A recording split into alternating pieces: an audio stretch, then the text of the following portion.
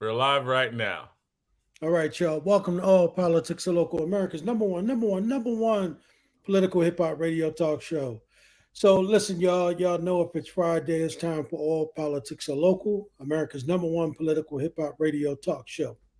So we have a real interesting show tonight. Obviously, y'all know it's the Payne Report with our beloved brother, Congressman Donald M. Payne Jr.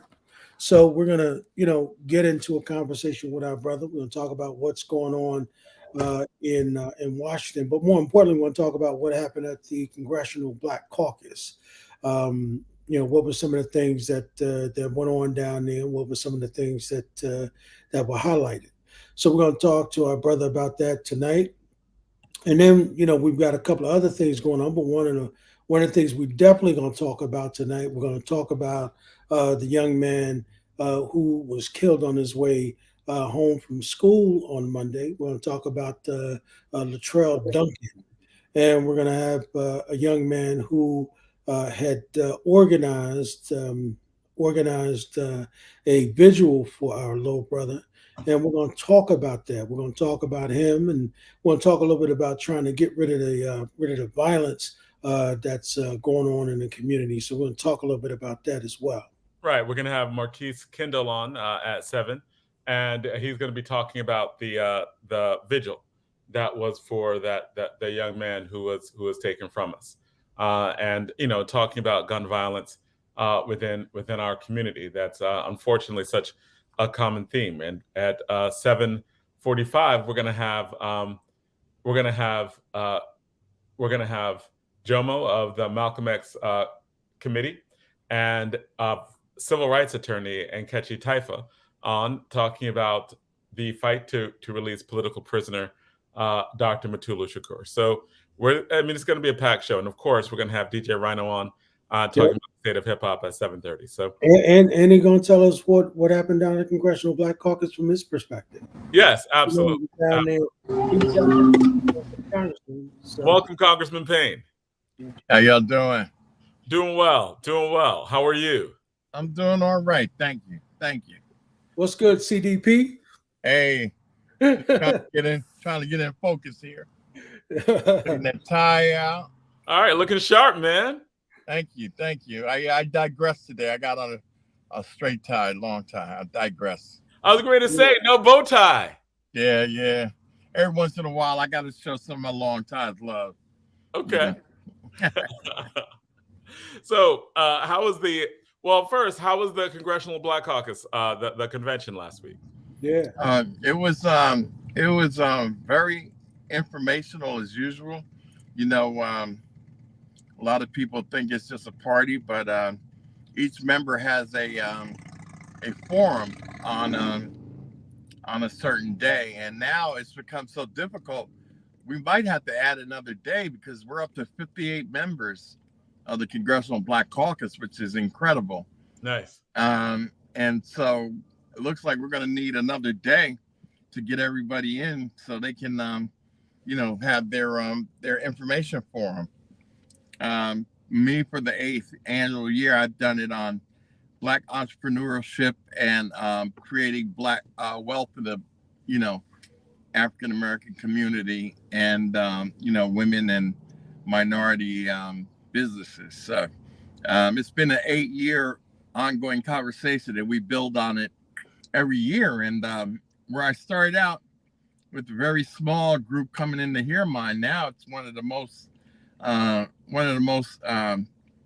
attended sessions in the caucus, because I think of the continuum of the conversation. So we just don't have 1 year and then it's on to another subject.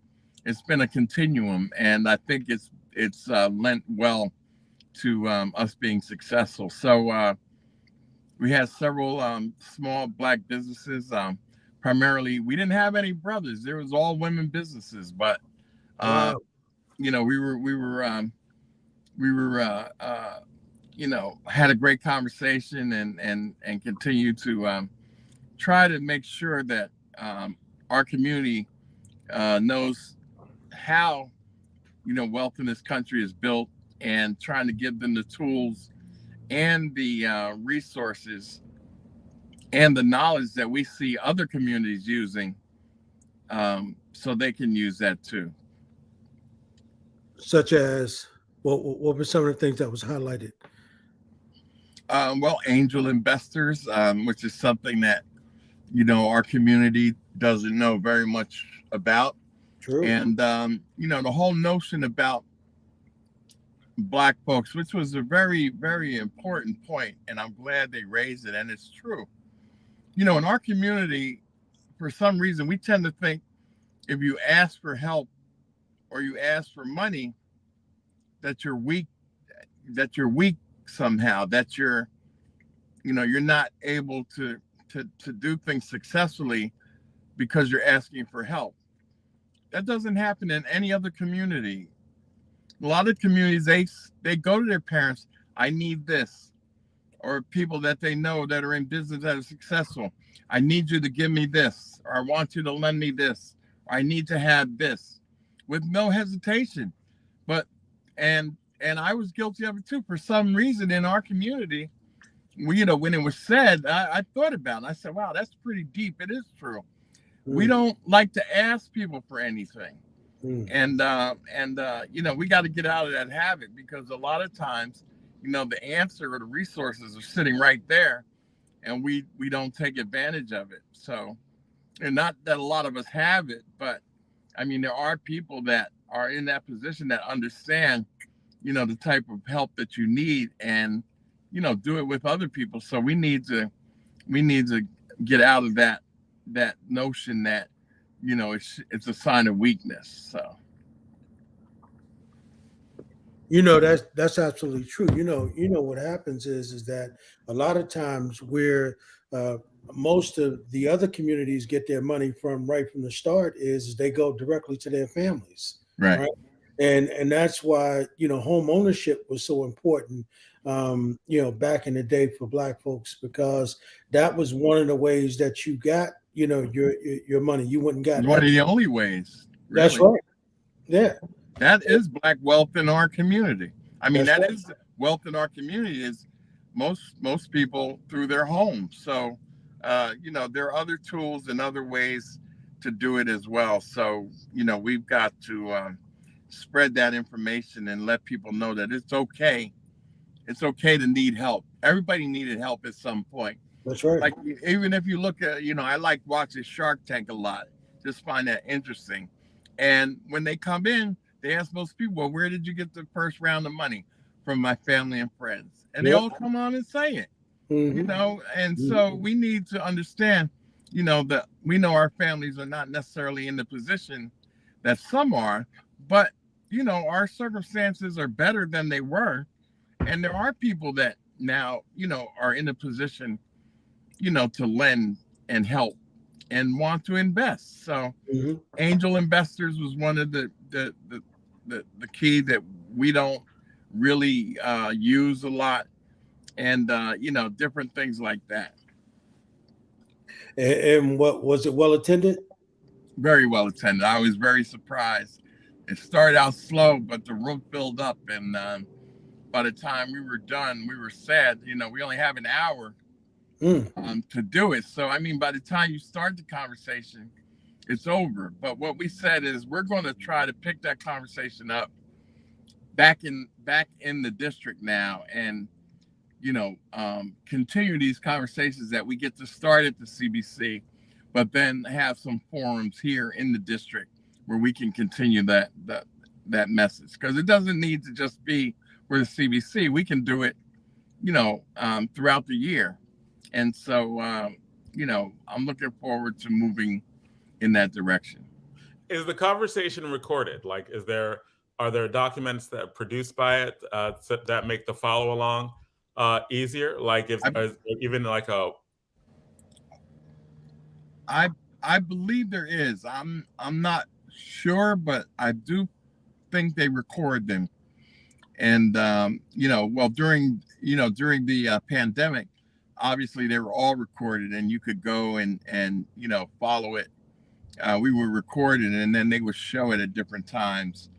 And I think you could go in and request a certain one on the, off of the menu and follow it there. But that's a good question. I have to see. I believe they do record them now since coming out of Zoom, but I'll have to verify that. Okay. Yeah, because I thought that might be a great idea in terms of I like the follow through. I like the bringing it back to the district, and like the recording or even like notes or just so that people can follow along in terms of the conversation and what happens. 'Cause I think the conversations are important, especially about entrepreneurship in Newark and in the surrounding areas, especially now. Yeah.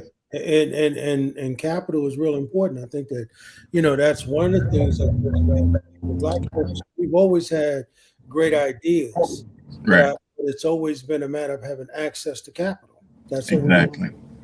And I think that you should, and that would be something, Congressman, I'm sure that, we would be interested in working with you on, because, there's so many young people that got great ideas, but they don't know how to get funding for those ideas. Right.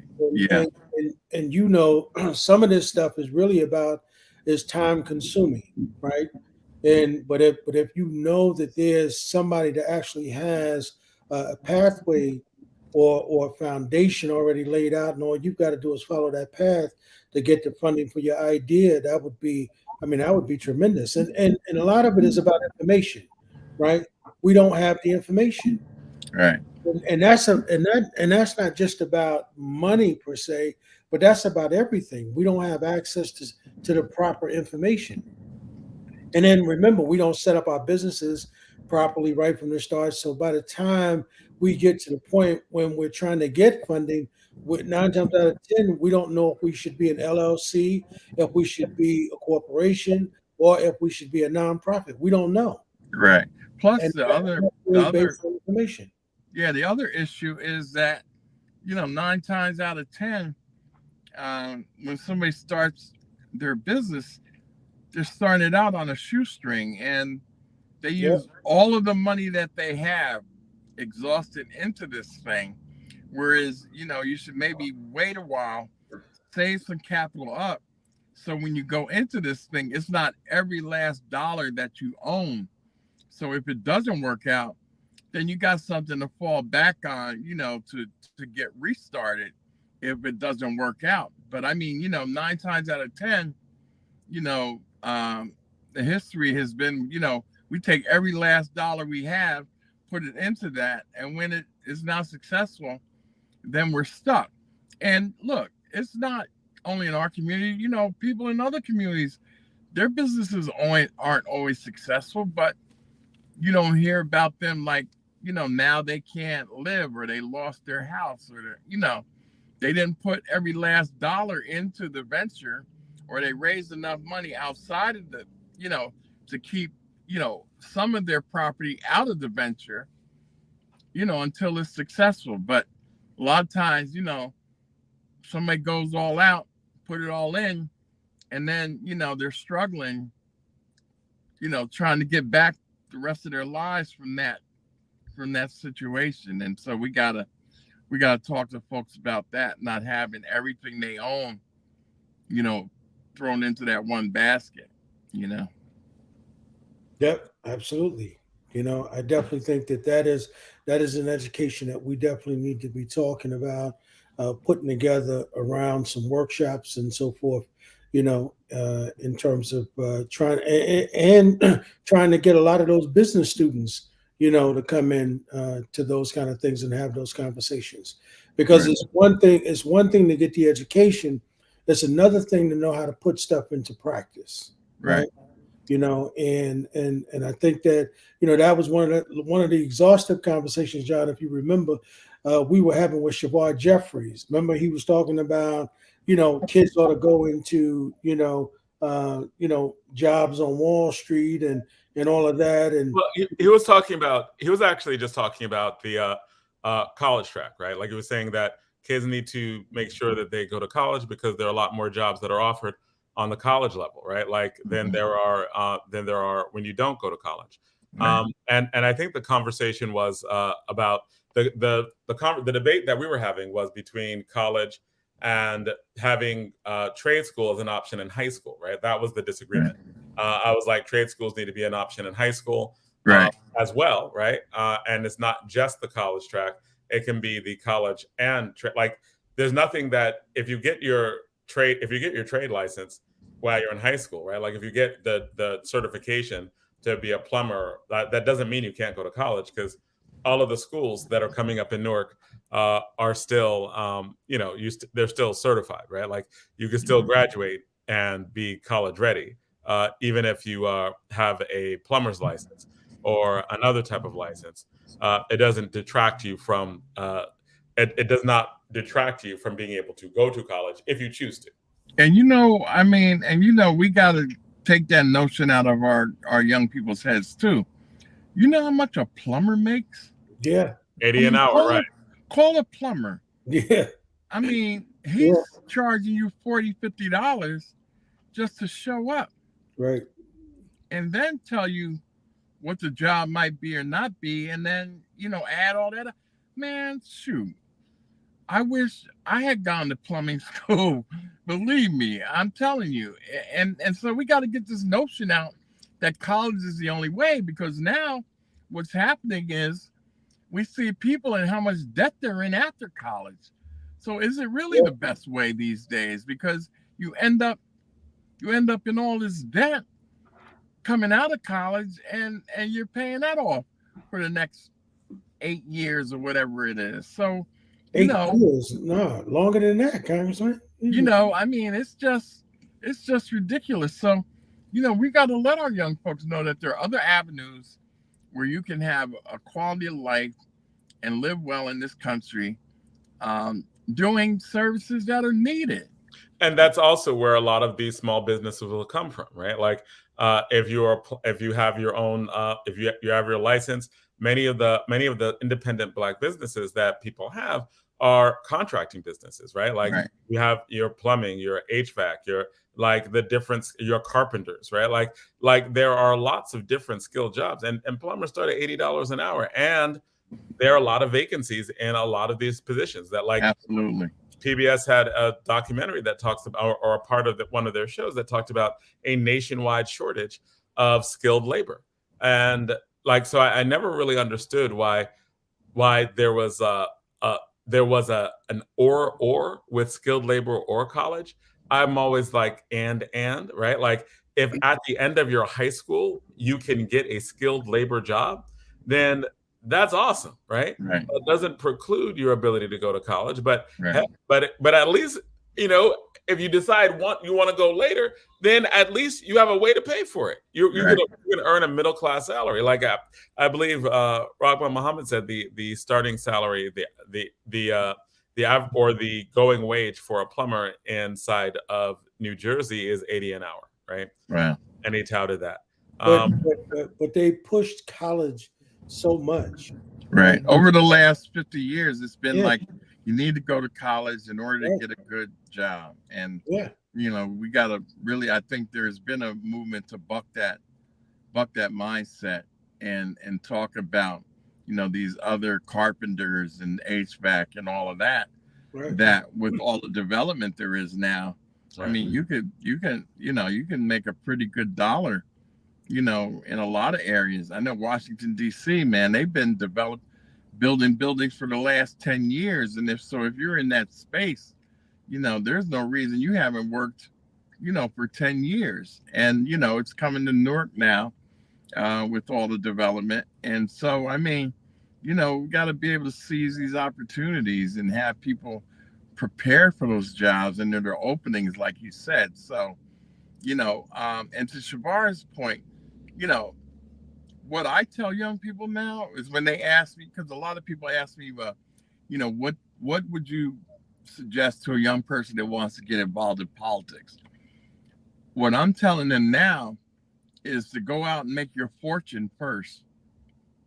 Take care of yourself and your family, and then you can help others, because you don't want to have to struggle, being a public servant, because you're not going to get rich.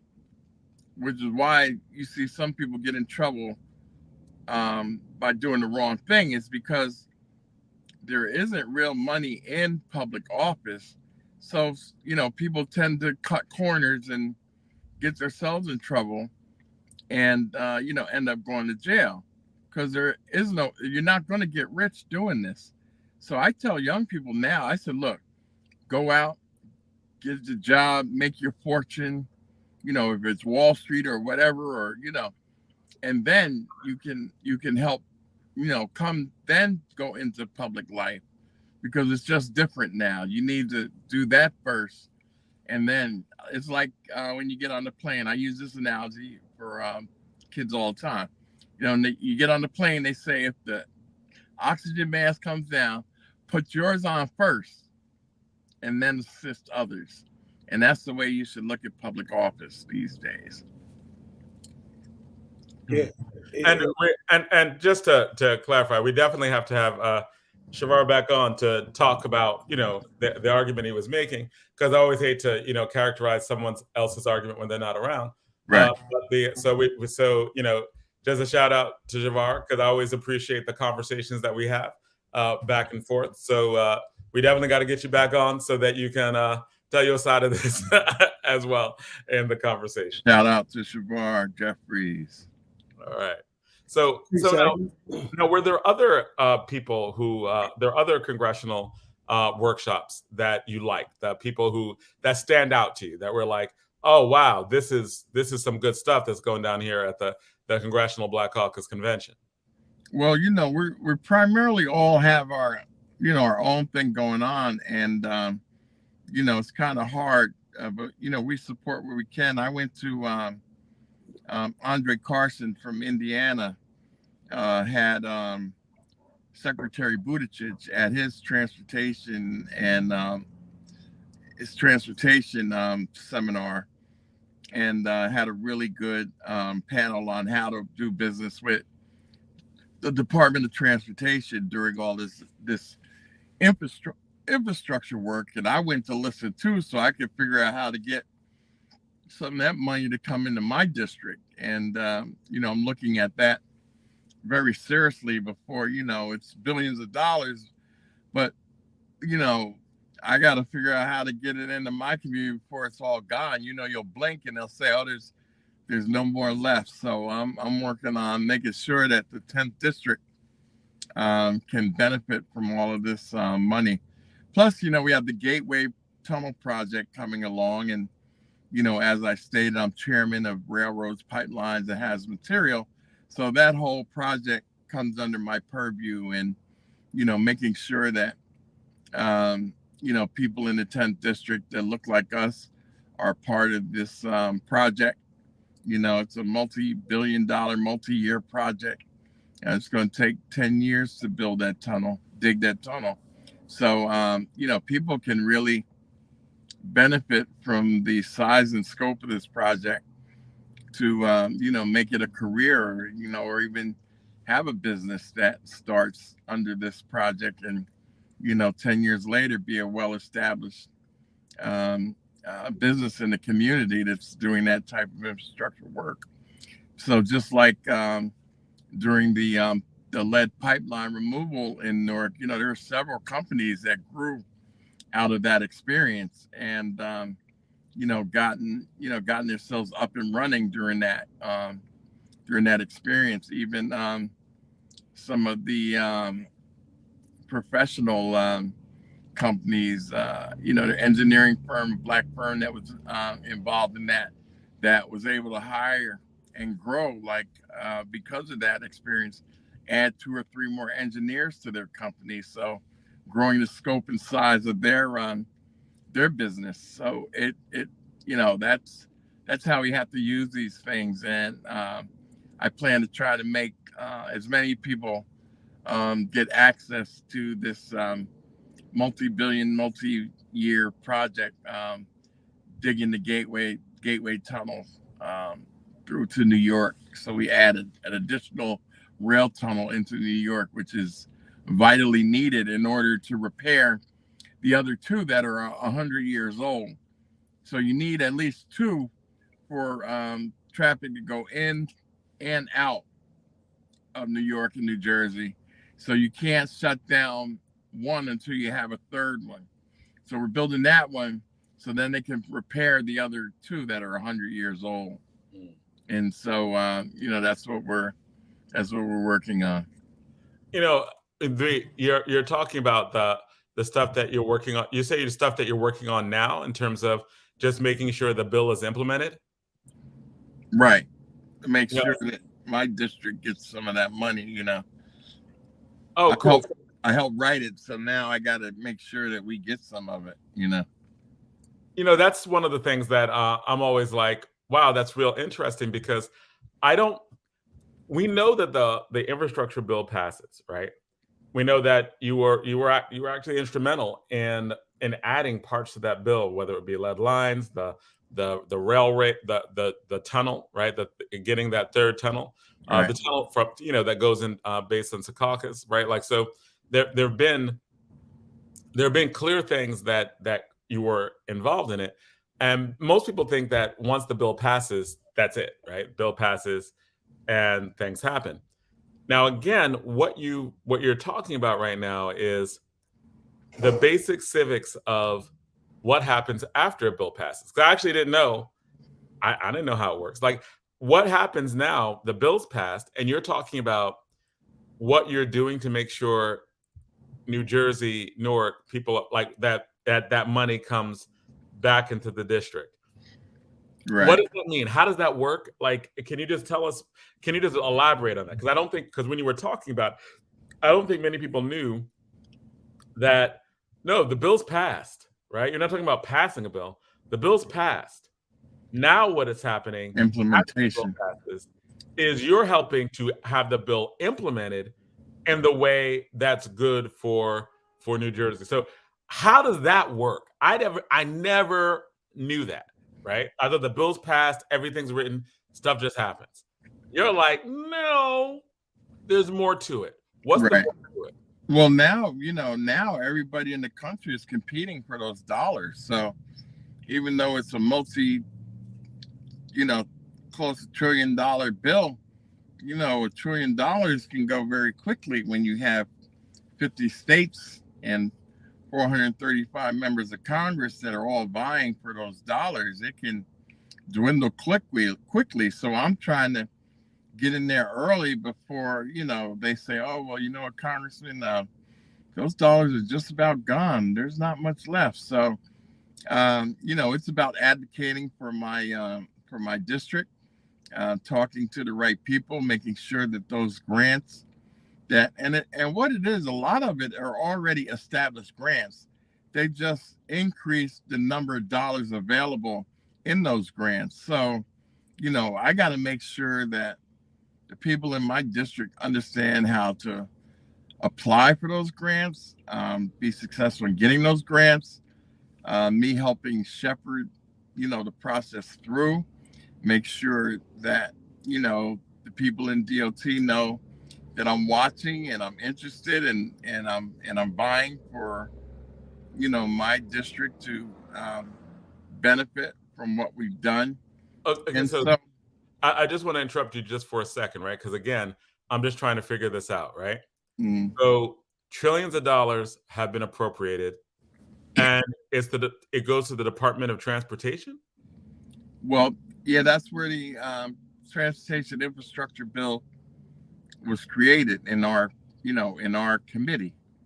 So, it's a transportation and infrastructure piece of legislation.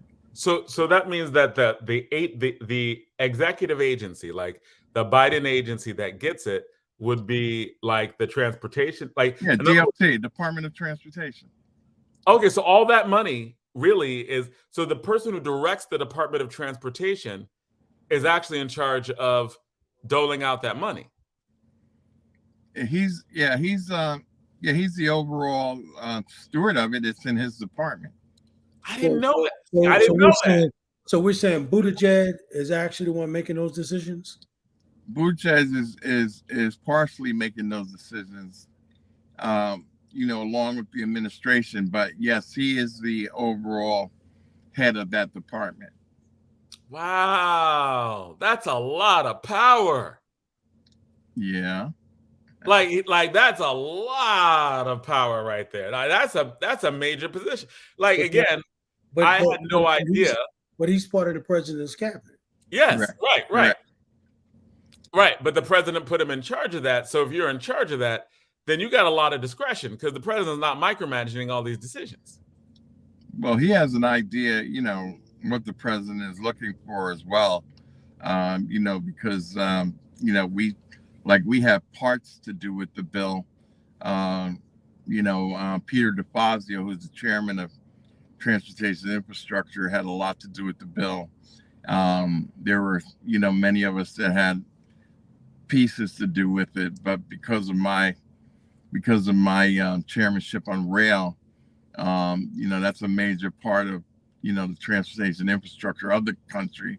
I was kind of thrust, into some leadership, and really, it's interesting. I think I have more to do with the lead line replacement across the nation than some of the rail issues, but I was part of that as well.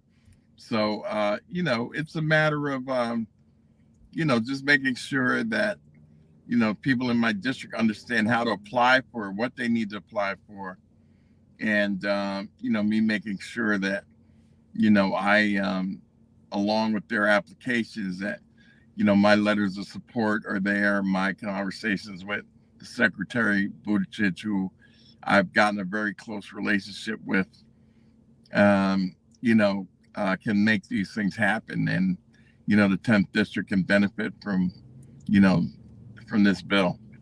All right, so again, now you've told me something new, right? In terms of how this is done. Because again, a lot of people just think, oh, what does the congressman do, right? The congressman just passes the law was already passed. Now you're like, wait, no, I am literally going to all of the local, like, not just the politicians, but the local governments, right?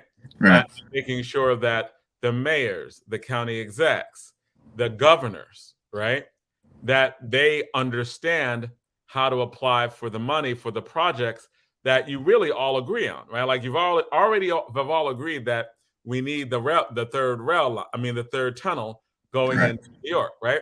It seems like that was a widespread agreement among all the executives in the area, the executives, the congressmen.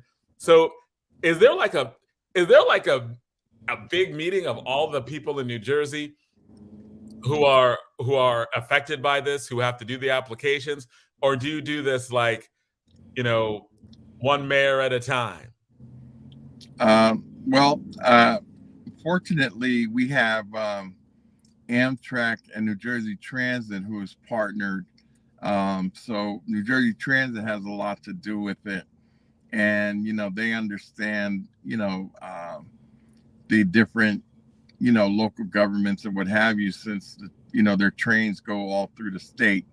So we are depending a lot on New Jersey Transit and also the partnership of Amtrak to get this done. So Amtrak owns the rails that New Jersey Transit uses. So it's a great partnership, and they've been really wonderful, about this whole thing. They understand how important it is to our district, and coming really straight through my district. A lot of those towns are, Linden, Rahway, all along the Northeast Corridor line are in my district, Newark. So I have a lot of the towns that these rails are riding straight through, and also I'm coming from the other way, from Montclair and Glen Ridge. That Western Spur of the train rail is in my district as well. So it's no mistake that I vied for the position as chairman of rail, since 70% of my communities have rail in them. I'm trying to think of, there was maybe only one community that didn't have rail in it. and we're working to help them as well, in Roselle. But we're helping develop a better transportation out of Roselle Park, which is part of my district, and has a train line that's been kind of neglected. So I've been stepping in there to see what we can do to upgrade that. So, rail is really encompasses my whole district. And so, transportation as well, with everything. There's no other district like mine in the country where the rail, and I don't know if I've said this to you before, the rail, the seaport, the airport, the highways are all within a 3 or 4 mile radius of each other. And if you go out to 5 miles, then you have chemical installations as well. So that's why I'm on Homeland Security. I tell people either I'm defending and protecting your infrastructure or trying to enhance it and make it better. So those are the 2 committees I sit on, which, really gives me a great position to do good things on both. That is cool. I mean, and again, it's giving us it's like an advanced lesson on civics, because we get the civics on how a bill is passed. Like, I'm just a bill, right? And it goes through that, becomes a law, and money's dispersed. But this is a whole new level to the game right now. You're talking about public-private partnerships in terms of Amtrak, New Jersey Transit. You're talking about you're talking about teaching various individuals, both government and non-government, how to write grants and what grants to write and where this money is. Like, do you just spend all your days, like, do a substantial portion of your day, is it spent meeting with other officials? It depends. I mean, we're voting, we're meeting with constituents, we're having committee hearings. So a day in the life of a congressman is pretty, you're kind of all over the place. You got a lot to deal with in a day. And it's really, the management of that day that makes you successful. So, I could have, I could be meeting with the Red Cross in the morning, or fight colorectal cancer is in from New Jersey, and then have a Homeland Security hearing that I have to do at 10 o'clock. And then, and the bad thing about mine is the 2 committees I have both like to meet on Wednesdays. And so balancing that, going back and forth from one committee hearing to the other, to ask my questions and to hear the witnesses and the committee hearings, it's quite a balancing act. So, we're earning our money, believe me. It is, it's quite a challenge, but I love it. I love the work that I'm doing. I love it when my constituents, with my great staff, I think I have the best staff for constituent servicing in the state.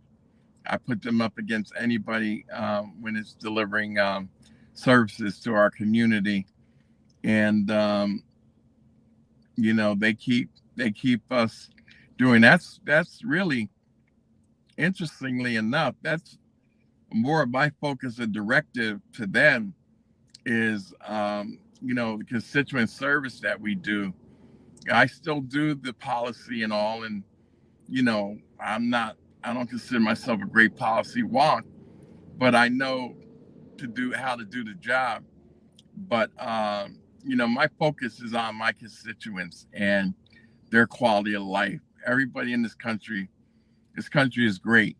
And when people scoff at that, I say it is great, but it doesn't work for everyone in the same way. And what I'm trying to do is make it work for my community the way I see it work for others. And so that's what my mission is, in terms of healthcare and the quality of life that my constituents have. They should have just as good as anyone else has it in this country.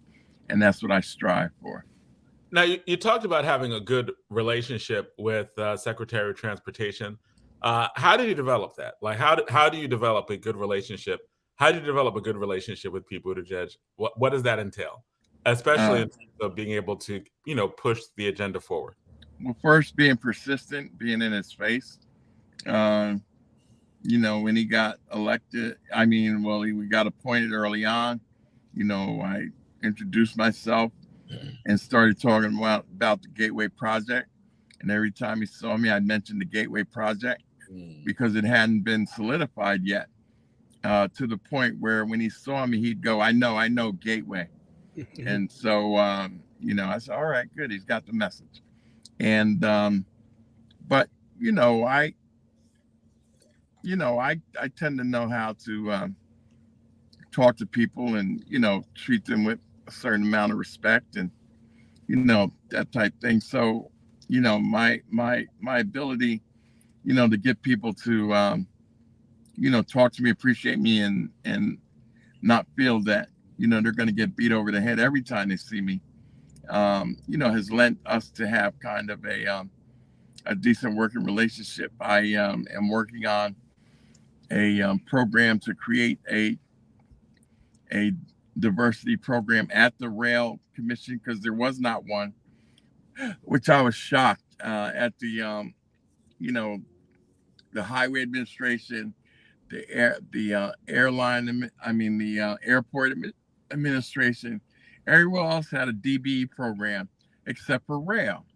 I was shocked when I asked. I said, well, how's the DBE program performing? And it got quiet in the room.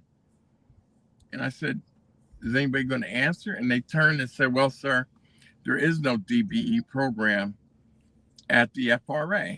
And I could not believe it. I went off the deep end. And so, I went to Secretary Buttigieg and I said, this is ridiculous. And he agreed. And we've been working together on getting there has to be a study done to see if there was discrimination at the FRA. Now, come on. No, what is the FRA again? The Federal Railroad Administration. Okay. And, they said they have to do a study. We all know that ain't no blacks been getting any contracts from the FRA, or to the extent that they should be, without a DBE program. Now, what is a DBE program? I'm sorry? What is a DBE program? Diversity in Black entrepreneurs and, veterans and women-owned businesses. So, and mostly everyone has one, but they didn't have one at the FRA. Wow. And so I said, this is the first thing that I've been working on. And to Secretary Buttigieg's credit, he agreed, and they have expedited it. So it could have taken another, year, but Secretary Buttigieg, they just gave us a report last month. So we're going to look at that, see where we are, and then we can move forward on creating the program. So I've been very delighted with our ability to work through that in half the time that it normally would have taken. And so, and that's from creating, fostering a good relationship with it. Okay. Now, John, before we run out of time, I want to try and delve into two things that's happened in the district, right? Well, so Congressman, that there was a young man in East Orange on Monday who was murdered on his way leaving school.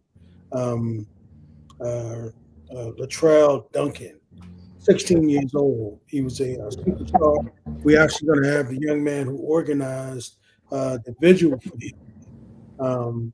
And one of the things that has been going on, even when you were on the council, there's always been this violence in the city of Newark, and not just Newark, but really all over the country. Any young urban mayor is dealing with that level of violence. Right. I think that one of the things that we see here, though, is that the gripping fear that is on these young people, right, to the point where they can't even study, they can't even get an education. Right. because it is, they are afraid to go to school. And then even the kids who may have witnessed that were standing next to this young man, they so afraid to say what they saw and get this person off the street because they're afraid that these people are going to come back to them. And that's the reality in our community. The question is that how do we begin from an elected level to begin to do something about that so that and I know Mayor Baraka in the city of Newark, he has street teams and Zaid can speak to this, that safe passage for these kids. But the question is that doesn't seem to be enough. Right. Yeah. It's an issue that, has plagued us for decades, and just seems, the proliferation continues to just grow. And I'm telling you, if I had the answer, they'd be flying me all over the country solving it. But all of us together, each trying to do our piece, we got to figure it out. First thing we gotta do is deal with this notion of a snitch. Yep. And and I understand how strong it is. I grew up in this community too, so I know what that means. But in other communities, if something happens, their mothers and people that saw this said, "That's him right there. He did it." Yeah. They'll point him out, and then the system can take over. But because of issues worried about coming back on you and this and that, it's just a vicious cycle. And and I don't blame some people for being afraid, but until we are able to point the bad guy out, we're stuck. Now the same person, and I'm not using this situation here, the same, say a family or mother or brothers and sisters that might have saw something when something went down with someone else, they're like, "Oh, I ain't no snitch. I ain't getting." But then when it becomes their brother or their loved one, then they're like, "Who saw it? You saw it. What happened? Tell us." Then they want people to come out, but they won't do it if it's not impacting them. So we got a really serious problem to deal with in our community about getting over like what is a snitch and what is not a snitch and what is benefiting our community, so we can get people that do these type things off the street. That's right. And also the hatred that we have for each other in our community that drives this stuff. He looked at me wrong. He looked me up and down, so I shot him. I mean, we're that angry at each other that because somebody looked your way, you decide they had to die? But that says something about the hurt that person is going through, right, to feel that way.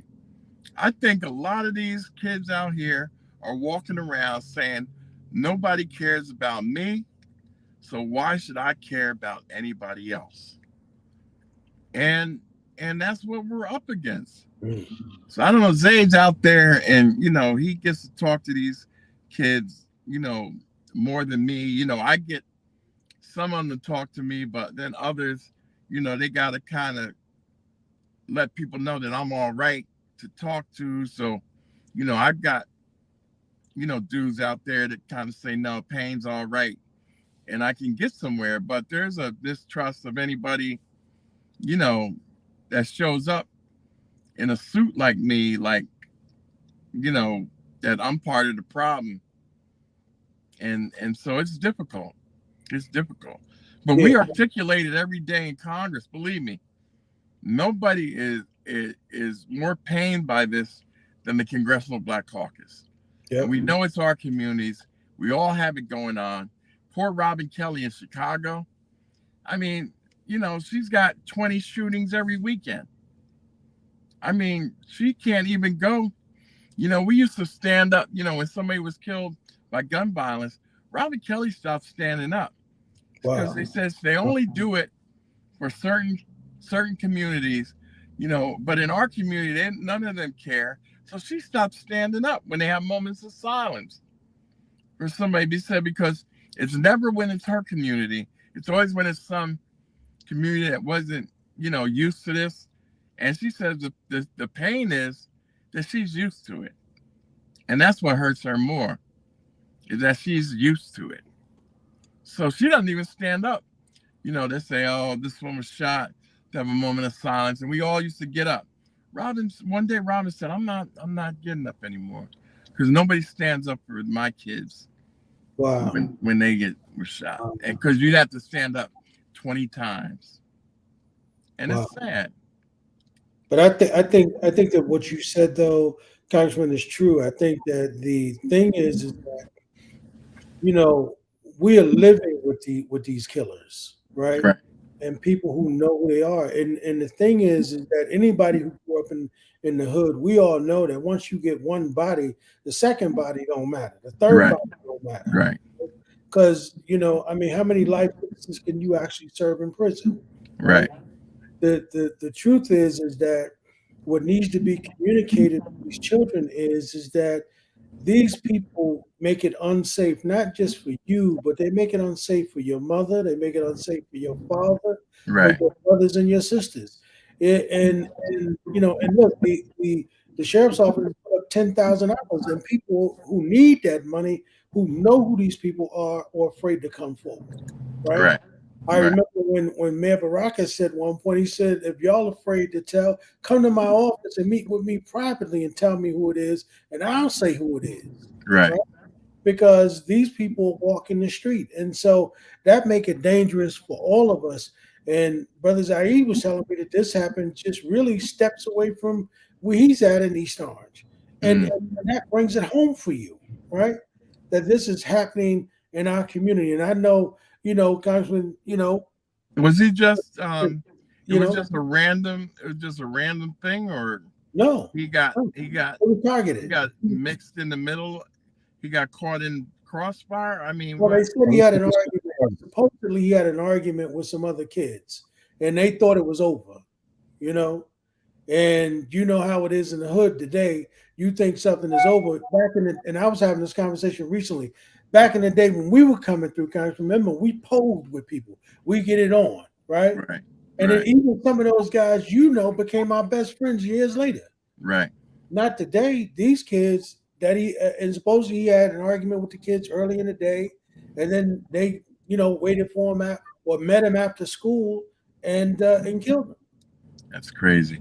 You know, I was listening to Fat Joe the other night on something, and he was talking about, you know, his reality when he grew up. He robbed people, and you know he was in front, and you know the audience started laughing. He's like, this S ain't funny. Right. He said, I used to rob people. He said the problem is all right, you robbed them, you got, you know, you got the best of him, you got whatever he had. Why you got to kill him? Exactly. Fat Joe said, I never shot. They gave me the stuff. I just went on my way. Right. Why you got to kill him too? Right. You already insulted, embarrassed them, took whatever little bit of whatever they had from them. You got to kill them too? Right. It's not right. And, you know, people kind of giggle. He said, this ain't no joke. Right. He says that, you know, he's done a lot of stuff, created businesses in his community, you know, got stores open, got schools. He says, but he can't, you know, and people talking about keeping it real and being in the hood. He says he can't afford to be in the hood anymore with his family and all. You know, some dude is look at what was the kid's name out in California? Nipsey. You know, they killed him just for a rep. That's right. For that chain he had on his neck. Yeah. Yeah. So Fat Joe is like, I can't afford to be in the hood anymore, because who knows who wants to make a rep off of, you know, and you know my song. You know my song with Jay-Z. Yeah. I shoot you, I'm brainless. You shoot me, you're famous. That's right. What's the nigga to do? That's right, and that's exactly how they see it. And that's the reality for Yep. a lot of these cats that have made it. Yeah, Like, you want to keep it real, but let's keep it real. You can't afford to be out here like that because yeah. everybody's gunning for. Everybody's looking, to get a. I shot Jay-Z. And that makes you a big man. It's just sick. It's Yeah, sick, man. yeah. So you know the thing is now is these kids like to use this language. I was talking to a friend of mine this morning, man. We were leaving the gym, and one of the things he said to me was, he said, "There's this he's a state trooper, and he said there's this language in his neighborhood that these kids like to use. You about this life." And he was like, "What is the life? What are y'all talking about? No, say that again. You're not about this life. You know what I mean?" Mm. And what they mean is this whole murder life, right? About murdering people, right? And he's and remember, we're talking about a guy who's been a state trooper almost 30 years of his life, now 62 years old, getting ready to walk away. And he told me, he said, man, the language that these kids are using, man, to identify themselves as killers is incredible. You ain't about this life. Hell no, I'm not about that life. You I'm not got you doggone right. I'm not about this life. And the other thing too was like, you gotta get them out of this notion. Like, when they go to jail, I'm going to college. Yeah. I mean, Yeah, remember at one point they were rapping about the C block. Remember, or how the D sick block? is that? I'm going to college, like they've accomplished something. Right. Like they're going to school, they're going to go learn more. Going to college. The whole thing is twisted, Right. and we got to get a whole new mindset. And I don't know. Like I said, if I knew how to do this, they'd be flying me all over the world solving it. But all of us got a part to play. We do. And together we can, we can work it out. I don't know what's going to have to happen. Yeah. When do we get the generation of kids to wake up to say they don't want to be like that? I don't know. We got to go to work, and I know Zaid can speak more to that than we can because he's on Right. that. Right. But we got to get our feet in there and get it done. The other thing I wanted to speak to real quick, brother Congressman, is two things. One is the midterm elections and this crazy guy named Herschel Walker. Oh man, I used to be a fan of his, but I'm sorry, he was out of his damn mind when he was a damn football player. Hell knew he no. existed. Yeah. He played for the Jersey Generals, so he lived here for a while, and now I see his son has even disowned him. Wow, right. Who is a Republican? I mean, he's about the Republican. He's a conservative, but he says he's through with his father lying and thought that it was going to be different, but I don't know. He says he had mental health issues. I think he might need to continue the treatments he was having because he's still suffering from it. He's got pneumonia. Pneumonia? Wow. You're like him and you're like him and Kanye West. You're like, what's up? Oh God, there's another one. Kanye's not going to be a U.S. senator. Kanye broke when he lost his mother. Yes. And got help. Yeah. Oh yeah, absolutely. So market difference what happened in that young man's life when his mother died. That's true. He didn't get help, and this kid was just kind of left out there with that stuff, and he's never recovered and whatnot. But everybody can see that. That's right? true. So everybody knows Kanye has mental health. But this run of time, Herschel Walker was coming out of college, going into the Dallas Cowboys was a Negro. Whoa! I think you might want to take that back, Congressman Payne. Aren't you a Dallas Cowboys fan? No, I'm not. Okay. All right. No, I I'm not. apologize then. My bad. I was a Dallas Cowboy fan when they had Mel Renfro and Bob Hayes. Oh God, and, Bob Hayes. Back then I was those were my guys then. And I've always been connected to players. So, I'm a fan of the team when you got certain players. So Mel Renfro, Bob Hayes, Calvin Hill, Dwayne Thomas. Those were my guys when I was a Cowboy fan. Then Lynn Swann and Terry Bradshaw and Franco Harris came along, and I went to the Steelers. Yeah. And then my uncle got, when they built the first Giants stadium, my uncle got season tickets to the Giants. I wasn't even a Giants fan when I went there, but sitting there and watching them lose for 7 years, I became a Giants fan. And then they started winning when Phil Simms got there. So I've been a Giants fan since 76. Crazy ass Lawrence Taylor got there. Oh yeah. Yeah, absolutely.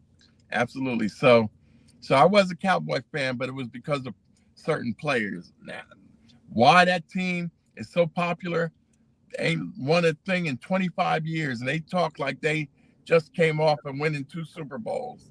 It's the most amazing thing. They're living in a dream world. Yep. Well, let me not get into the Cowboy fans. Wait. I was going to say, Congressman, hey, they vote too, right? Let me say. Go Cowboys. Take that Michael Jordan approach. What we need to be talking about is the precarious state of the black vote in Georgia, since we're going to talk about Herschel Walker. That's the real backstory. Very true. Very true. And I know we don't want to hold you way past your time, Congressman, but maybe like the shout out to the Georgia vote as well. Absolutely. And I think,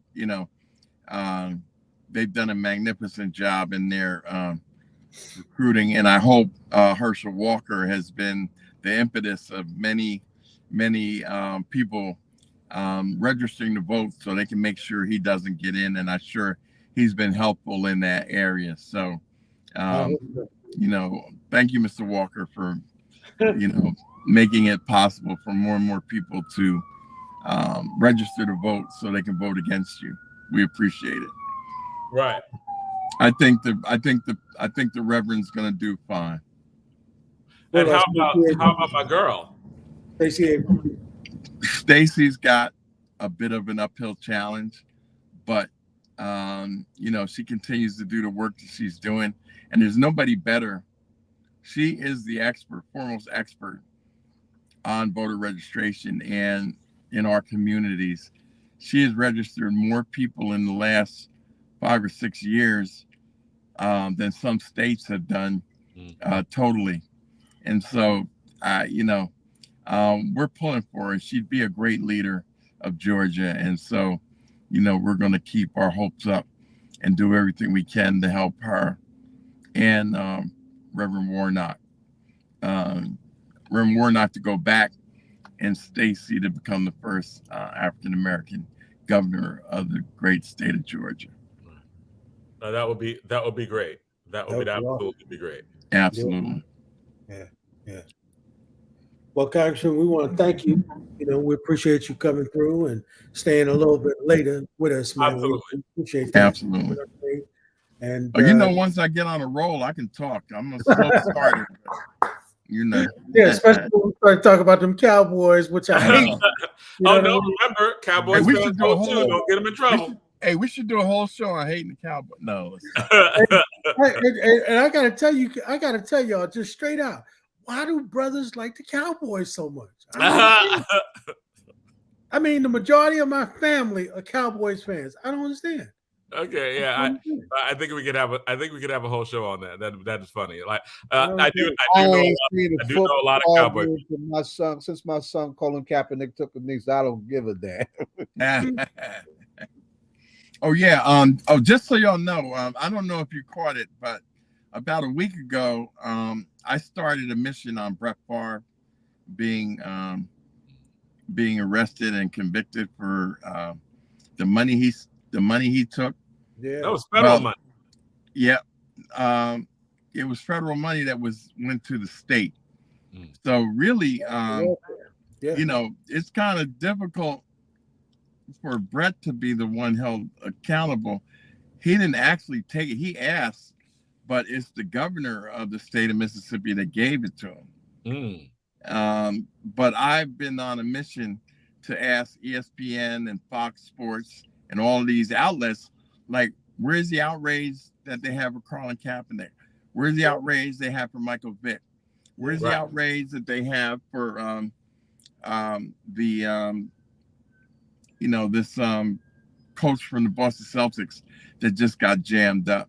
That all of a sudden, now that he almost won a championship, now they find all this stuff out about him. So it's the usual tearing them down once they make their mark.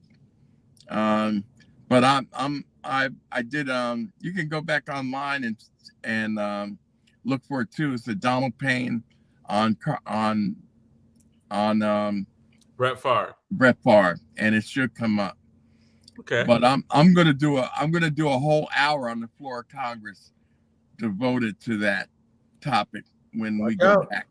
Watch out now. Wow. Okay. You got Jackson, you're gonna draw a line in the sand. Hey, listen. Listen, it needs to be done. Yeah. It needs to be done. Because they just allowed him to get that money back with nothing said. Yeah. At all. Mississippi needs all the help it can get. Oh Jackson, my God. in particular, right? That same governor is trying to privatize the water, and if he can, at the same time, try and have Chokwe Antar Lumumba set up to be defeated when he's withholding everything. No, he's trying to jam him up. Right, he's trying to jam him up. And it really the state's neglect that has the water system in the shape that it's in. And if you wanted to give the money, if you're going to misuse the welfare money, why don't you misuse it to fix the water situation in the capital city of Mississippi? Right. Makes no sense. And here's the thing, Congressman. I heard that. What do they drink? I heard that Jackson gives more money, in taxes than any other city, and they get the less. That's right. Unreal, as usual. Sounds very colonized. Yeah, as usual. Well, thank you. Well, Congressman, thank you so much, my brother. Good seeing you. You're looking good in that tie.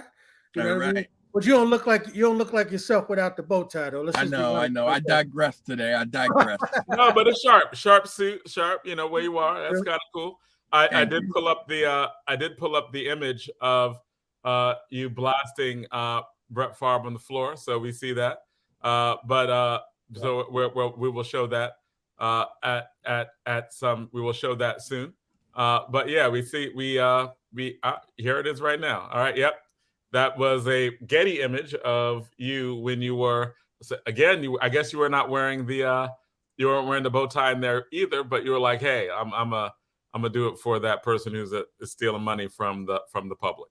Yeah, I've been trying to give my old straight ties a little love, Okay. They've been sitting in a basket for about 10 years. So I said, let me, give them a little love. Good. Well, thank you so much, Congressman. All right. And we look forward to having you all back on next month.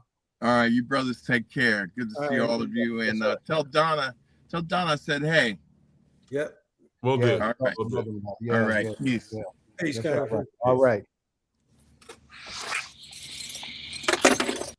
That's All Politics Are Local, America's number one political hip hop radio talk show. This is we have finished the Payne report, and we are on to the next section that we even talked about with the Congressman. Ed, you had you had a lot to say. You could introduce, this next segment, and we are honored to have activist Marquise Kendall on.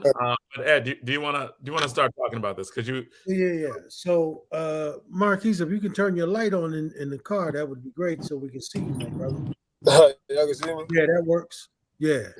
So one of the things is that we just had a conversation with the Congressman about it, a little bit in terms of what happened with our brother Lattrell Duncan on Monday, and obviously one of the areas that I think that people aren't really discussing, and aren't really discussing the level of fear and level of terrorism that have come over young people since this happened on Monday, right?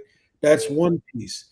And the other piece is that, we wanted to just have you on really to say thank you to you, my brother, for organizing the vigil for the brother and allowing those young people and the community and the mayor and other elected officials to come out and really, in solidarity and just show their level of disdain with that level of violence that happened on Monday. So, can you just share with us, my brother, one, what moved you to organize this, and then two, of course, how did it go? What were some of the things that were said, and how are young people? What was the second question? One was, I'm sorry. He said I he had had broke up. the second question. Yeah. So, in terms of, what were some of the things that were said at the vigil? Visual. First of all, I want to appreciate y'all for inviting me here. I really appreciate it. I have a platform. I'm Mr. 145. We're gonna talk about that later, but it's my brand or whatever like that. But that's my city. If you ever come through the Garden State when you get off at exit 145, that's the exit. So I'm famous for that exit. It used to be 2 lanes. I mean, it used to be 1 lane. Now it's 2 because of me. But they call me Mr. 145. But I'm really for the city. I believe in the youth in our city, and I feel like that's where it started. For me, like if we start with our youth and build it and build them, they'll grow more. For me, they will really grow. And yesterday we used to bring the city together because our young brothers, we really losing them, and it bothers me. It bothers me. And another thing that was brought up to me today, the holidays are coming up. Mm. The holidays are coming up. Lattrell will no longer be with his family. They won't have him. They won't. So I was just trying to bring both sides have there's violence in the city from both sides and just in the city regardless. So it start with the younger ones who try to portray something to try to make a name for themselves. So we just wanted to tell them, the older guys who are part of whatever they're part of, to guide them the other way and not the wrong way. For me, of course they're gonna make the decisions like kind of on their own, but just still guide them and still like tell them that you believe in them. You feel me? Like I was just telling them yesterday, if you don't make the basketball, well, in the inner city community, if you don't make the basketball team or you don't make the football team, you go to the streets, and that's the reality of it. That's like it's a high percentage of that happening, and then that's when they get pulled into the environment, into the trenches that we call it. And so, um, what moved you to organize this, man? What moved me? I'm not gonna say it was me. It was all of us. It was collective. It was a collective group. But I told the people that I had something to say to everybody, because we keep losing our young kids to senseless violence, and the young kids feel like they gotta go handle it and pick up a gun to take somebody's life. I would rather them just fight it out, or I got a problem, this and the third. It's different ways. Now you just ended this kid's life. The city, I do a lot for the community. My Instagram, everybody know me a lot on Instagram, but I do a lot for the community, as far as like helping wise, helping the city out. Like I take random people home. Sometimes people may be like, "Yo, that's weird. Somebody gonna do something to you," but to be honest, I don't care. Like I remember being at the bus stop, like I was telling them yesterday, it was raining, and you want somebody to come pick you up and things like that. And sometimes these kids don't have the parents to give them that guidance. They could be working or they could be not in their life. You feel me? So I was just telling them that it's more ways, man. It's definitely more ways. And like, yeah, but I definitely stand up for my community. I got in the back of my shirt, it say my heart in the trenches, but my mind not. That really mean like my heart will forever be in these terms, but my mind not here. Like it's more to life. And I want them to get that image right there, that is more than East Orange. Because sometimes some people don't leave the inner city, and it's sad. Do you know what happened and how common that type of that type of situation is, right? Like I heard it was approached like was it just random, like it was just a beef with some other kids? Like how did it escalate to that point, and how much do kids in in East Orange have to worry about that just, coming home from school. Yeah, I think it's kind of breaking up. I'm sorry, bro. Hello, can you hear me? I'm truly sorry. Yeah, I can hear you say that, but it sounds like it's just a little staticky. I don't know if that's my end.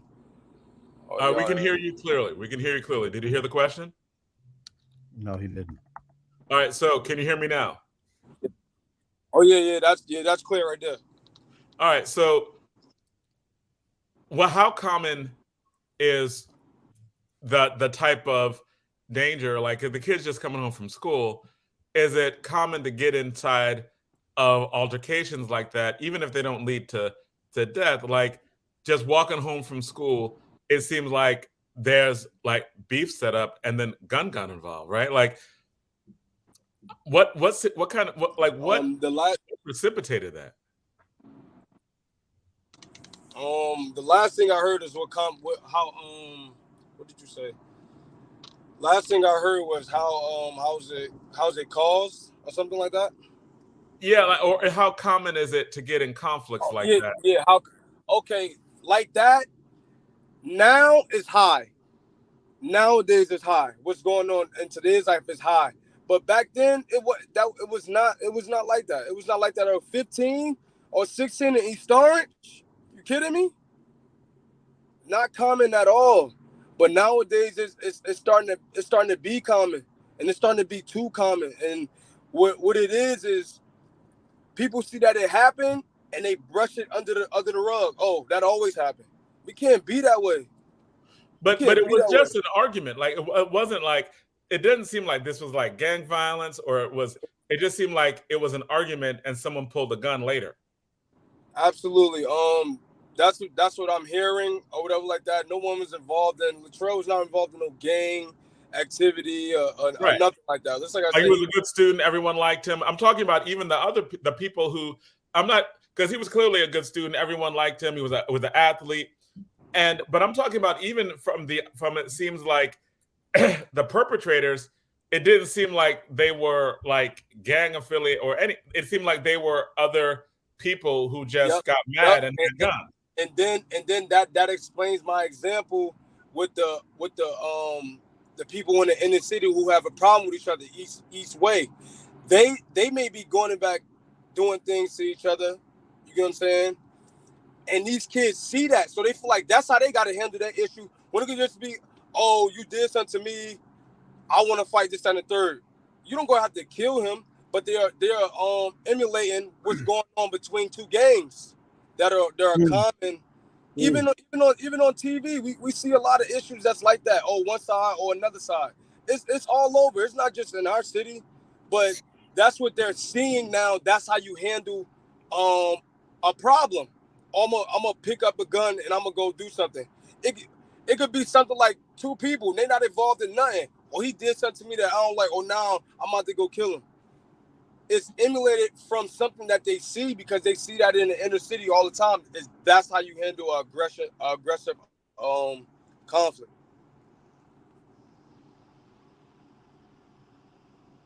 And do you have anything to add to this, like, or anything that can help you? I know you do a lot of work in anti-violence. What are some of the things that people are talking about in terms of now? Who you direct that to, me or to Marquise? To Zaid, to you. Well, let me say this. Several things, and Marquise, you might be the one that people are listening to in East Orange, right? Mm-hmm. Several years ago, when the teacher got killed, Kofi Owens, right?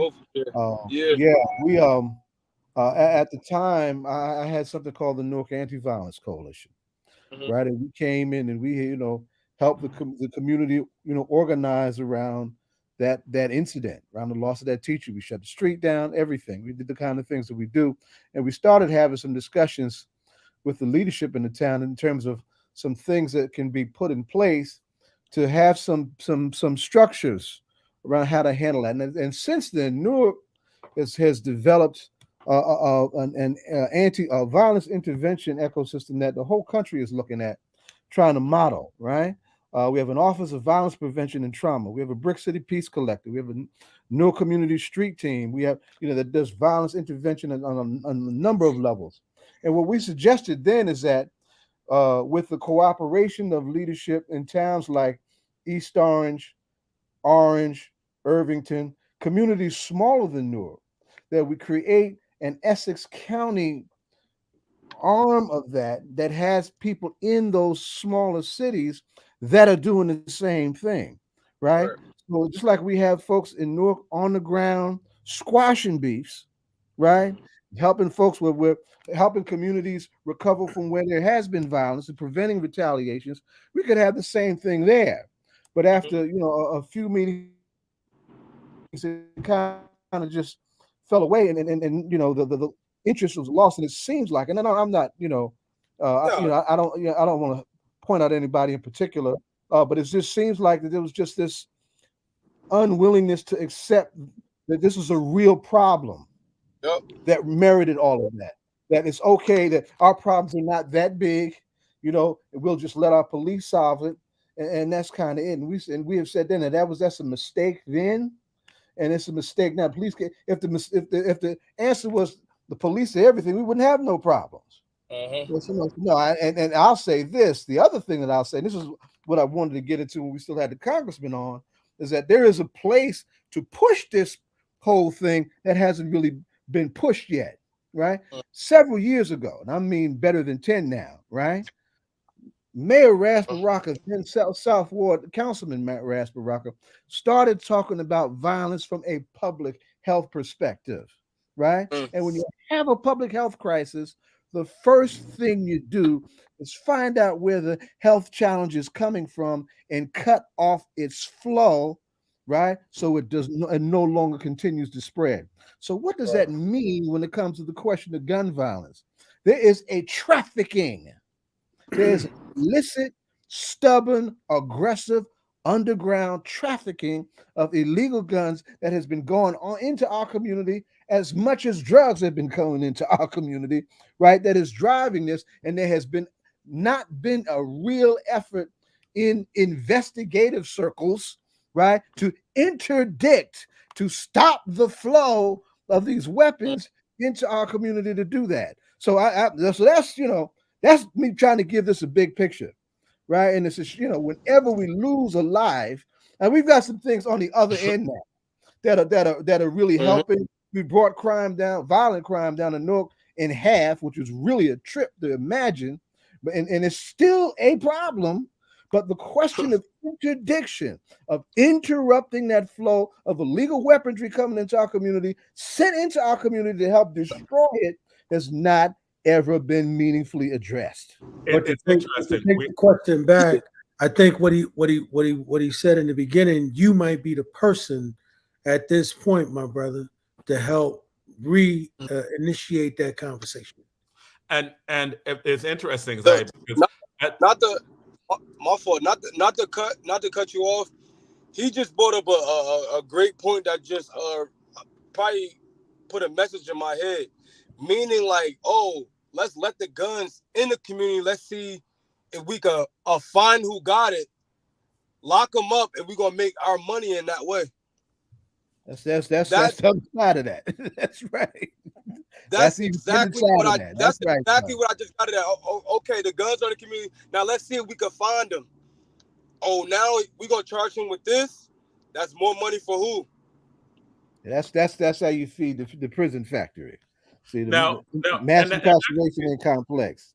And actually, Zaid, this is actually the problem or the question, and that we had when we had activists from Chicago on, who said that we need an interdiction program, right? They said the exact same thing. They were like, "That's right. There are too many guns in the community. We need an interdiction problem." But it seems like Marquise is giving us that other side, that the pushback that in the conversation we had before was, if you're saying there should be a war on guns, right? Does that lead to the same type of mass incarceration we have? Like how do we balance that? Let's break this down. There's a detail that's important here. Fidel Castro taught us that battles are won and lost in details. All right. When the mayor first got that study done, on the question of gun violence as a public health emergency. The study indicated that the flow of guns was generated more often than not from corrupt police officers bringing them in from southern states where it was easy to get them and making money under the table. Wow. Right? And so what does that mean? Let's back this up. You got to adjust. Right. You went by that too fast. You went by that way too fast, right? You're talking about an actual study that was done in what year in Newark? I think it was 2000. It was just before Cory Booker was elected mayor. And we were hoping that Cory would have done something with it when he got elected, and he didn't. So the study indicated that was done, and who was doing the study? Do you know? It's been a while. It was a university-based study. Okay, we need to really get that up because that was on Newark specifically, wasn't it? It was a broad piece, but it was this area. Okay, but Newark was one of the metropolitan areas, that it was affected by this flow of illicit guns coming from that had been purchased illegally or cheaply in the South. And they found that corrupt police officers were actually, like in that particular study, in that year, they found that corrupt police officers were actually partially responsible for the flow of weapons. Absolutely. So how does that push back against if we create a war on guns that they just won't target? There were corrupt police officers selling drugs. They didn't get targeted by the war on drugs like people with possession did. How do you call for interdiction on guns without doing what Marquis said in terms of just like making it so that you arrest Black people and make money off of that end and blow up another?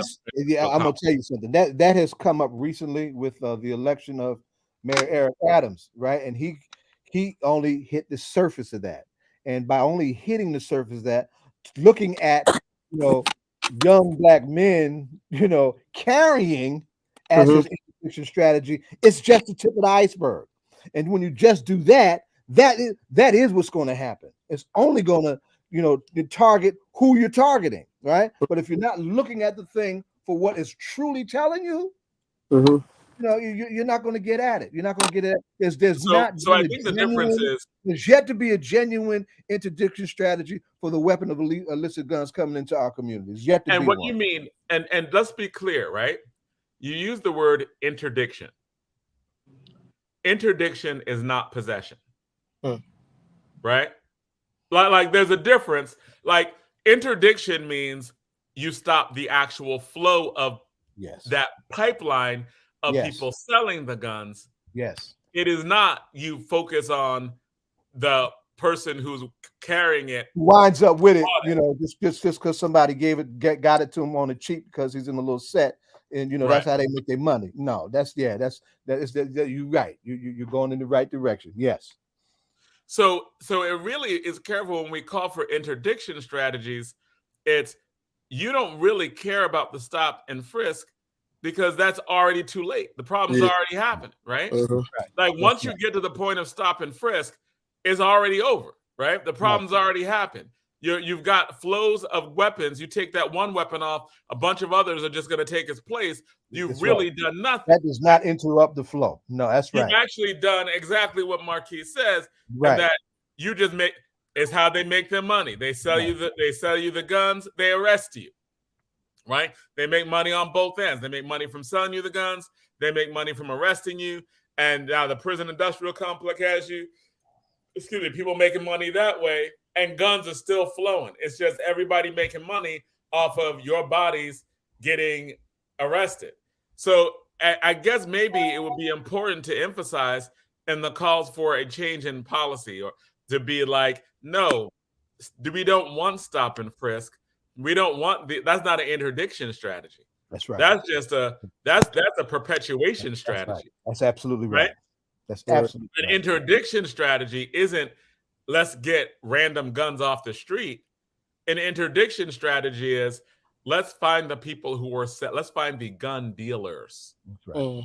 Let's find the people who are bringing the flow of drugs in our communities, Oh, guns. not just the people who are possessing guns. We've made the possession of guns illegal as opposed to the illegal sale of guns illegal, right? Like that illegal sale, they ain't getting caught. That's not the focus, right? All these gun task force, their focus is to get the guns off the street, right? As in from individuals who have them. Right. But as you know, as it was said, and by the way, do you want to become Mr. 45? Mr. 145? Don't want to become that? No, be called that. Like I've been referring to you as Marquise. Oh, Mr. 145 is cool with me. That's just my name. That's why I represent my city, man. All right, so Mr. 145, what you're talking about is and how that dealt with what Zaid said is that an interdiction strategy. Because when he said interdiction strategy, you were like, that sounds like everybody making money, right? Yeah. That's why I brought that up, because I knew that that's a necessary conversation to have. Because if we say we want guns off the street, right? Then what they will do is target young black men for stop and frisk and get a bunch of possession, and they'll just run up the tally, right? That will not, and that's not interdiction. Right. It won't get guns off the street. That's right. Because you have not stopped the flow of guns. You have all you have done was increase the flow through the prison industrial complex on a bunch of possession charges. Right. Now let me say this also, because I don't want to seem like I'm just beating up on Eric Adams, because I'm not. He's off there, right? And elected leadership is off when it doesn't get that, and we need black elected leadership to figure that out, right? Yeah. But one thing that he has done, he understands the place of a community-based violence intervention ecosystem, right? And there are good folks doing good violence interruption work in New York, right? Like Man Up, Andre Mitchell. Andre Mitchell was a kid with us when we started the Malcolm X Commemoration Committee 30 years ago. He's now, the point person for those community-based programs, right? See, the other thing too is that we have to be careful with it, just calling the police for everything, and we wind up, inviting ourselves to fascism, and crime goes nowhere, and our communities under siege, right? No, we want our communities to have well-being. And for our communities to have well-being, communities need to be dictating what public safety looks like to them. And if they could create arms of public safety that can help stem the tide of violent behavior by virtue of folks who have been there and done that, that deserves a chance, right? And just within the few short years that we've had that developed in Newark, we've made some serious headway in that. And other cities are actually looking at what we're doing, right? And I have to say this also.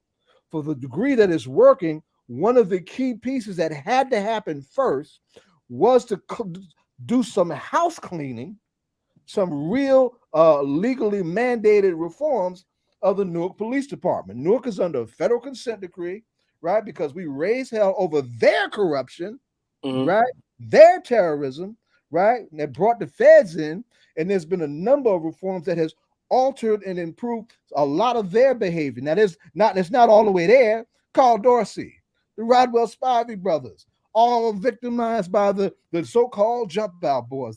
Those hard-headed, hard-nosed, defiant undercovers, white and black, right? That don't give a damn about consent decrees and have not been held accountable for how they behave. There's a ways to go with that. But there has been a change of a palpable kind that we can document that things are not as bad as they were. And that was a necessary prerequisite to be able to bring these other things in that we have brought in that have made a difference. Marquis, I want to also shout you out for, you at Ramapo, right? Absolutely, man. My last year. Let me tell you something. My daughter was a Ramapo alumni, and she started a Black and Latina sorority at Ramapo. That's at about 5 different campuses right now. And now she is the head of the Office of Violence Prevention and Trauma Recovery. And we need to facilitate a conversation between y'all. Yeah, for sure. I like that. I like that. That's tough. Yeah, I was gonna ask a follow-up question on that. Now, they haven't caught the kids who murdered. That's right? No, they did. They did raise the money though for his funeral too. And So is there fear of retaliation, as in, when something like this happens within the community, there's violence, there's trauma. Is there fear or talk of retaliation against the people who did it, even though, because no one knows who did it, but everybody knows who did it, because it's happened in public, right? It was like broad daylight, public. Yeah, broad daylight. After school. Lattrell wasn't involved in anything, so I feel like when it's like you're involved in something and somebody else comes and does something to you, it's a form of retaliation. I think that's where it mostly comes from. He wasn't. I feel like it was just a conflict. No, I'm talking about, like, I'm not talking about Lattrell it being retaliation. I'm talking about because he is dead, because the community has been traumatized, because there are all sorts of people who loved him, right? Like, is there a fear of, like, people just going after the person who did it, right? Like, that part of how violence spreads is that, like, everybody know, like, I know that if there's something that happens to me, there will be a lot of people who might be upset, right? And there might be a lot of people who, a lot of people love me who have on different sides of the track, right? Like, I'm a teacher, I'm a law-abiding citizen, but that does not mean that there aren't people who love me who might not be, right? And I think that's true just living where we live, right? Like, there are all sorts of relationships that we have. There are all sorts of people who love and care about us. So even if we are, right, like I'm using myself as an example, I'm a very upstanding citizen, teacher, right, coach, all the other stuff. But there's a lot of love in the community for me or stuff, or from people. And so, if something happens, that does not mean that, that other people might not need to be talked to, right? Like, to be like, no, we need to down. Is there any fear? That's what I mean by, is there any fear of retaliation? Yeah, maybe fear like that, because I could put it like that too. Say if something happened to me and I'm not involved in anything. Right. Some people who love me or who love me, they may why who did it. It get like that, and that's what we're trying to prevent. But you absolutely right. It does go that way. It does go that way. It could be a family member. It could be a family member that may feel some type of way you did something to whoever, and it happens that way. It definitely does happen that way. Right. That's one of the things that we have been addressing with our violence intervention ecosystem. We have folks who go to those, hot spots, who go to those spaces that need intervention, right? To head off the likelihood of retaliation, right? To get the folks who have survived all the help they need, not with a little bit of help, but everything that they can get, that they got coming to them in terms of help, to get them that help, even if it means getting them the hell out of Dodge for a minute, just so they can sort them things out and put their lives back together, right? And there's clearly a need for that, a broader need for that throughout our communities in Essex County. So I hope a discussion that leads to somewhere comes out of that. Yeah, that's what we're trying to do now. Just grab the youth, like, collectively as a group, everybody who older, like, grab the youth, because that's our future right there. We losing them. That's our future. So I feel if you instill something in them now, that you believe in them, that they can do this, even help them out with stuff in life. Like, you may struggle later on, and then you found the answer. Give him the answer now, so he don't have to struggle and go to. Don't let him go. Make the mistake. That's right, son. Don't let him go. Don't let him go. Make the mistake. Teach him right now. Nah, if you move like this, and you got to talk to them, they're not gonna really listen to somebody who ain't probably, like, been through what they've been through type. So if you go and express that way, that's how it is. You got to keep it real. You can't, especially in the kids now. Don't lie. Keep it completely real with them. Right. You got to deliver that message. You have to deliver it. You're right on, son. I think that's important, right? When he said, "Don't lie to them, be completely real with them." I think that's important, right? Very important. And not cover this up and have a real conversation. Brother 145. But what I want to ask you is that two things. One is so what with all the elected officials were there at the vigil, was there anything that came out of what they were saying publicly in terms of solutions and some of the things they might implement? Or did they talk about, maybe creating something like what goes on in Newark with interrupters or a Safeway passage for kids or anything like that? And anything like that come out of the Um, video? I'm not sure. Nothing was discussed like far as with me. What I was doing was kind of start towards that, but nothing was discussed with me. I know they're probably gonna try to make sure more officers around the school areas, because it's about 5 schools right there. The Hart complex is 3 schools alone. That's You have right. the T. That's right. Bowser school right here. Then you got the kids from campus. They all get out at different towns, but that's still a lot of kids. Some kids like staying in front. You know how it is. Some kids like staying in front of the school. Feel me? They like doing that. But hanging out in front of the bodega and all. Yes, yeah, it was right up the street. What I delivered to them was when we was growing up. It was after school programs, as far as like open gyms and stuff like that. We'd go get something to eat, and then we'd come back for open gym, and the gym everybody be in the gym. Like, and I was trying to tell them, like, I was saying in my message, we gotta have more of that. We gotta have more of these after school activities. Like, it's gonna be an open gym. It used to be an open gym Tuesdays and Thursdays, or Monday, Wednesday.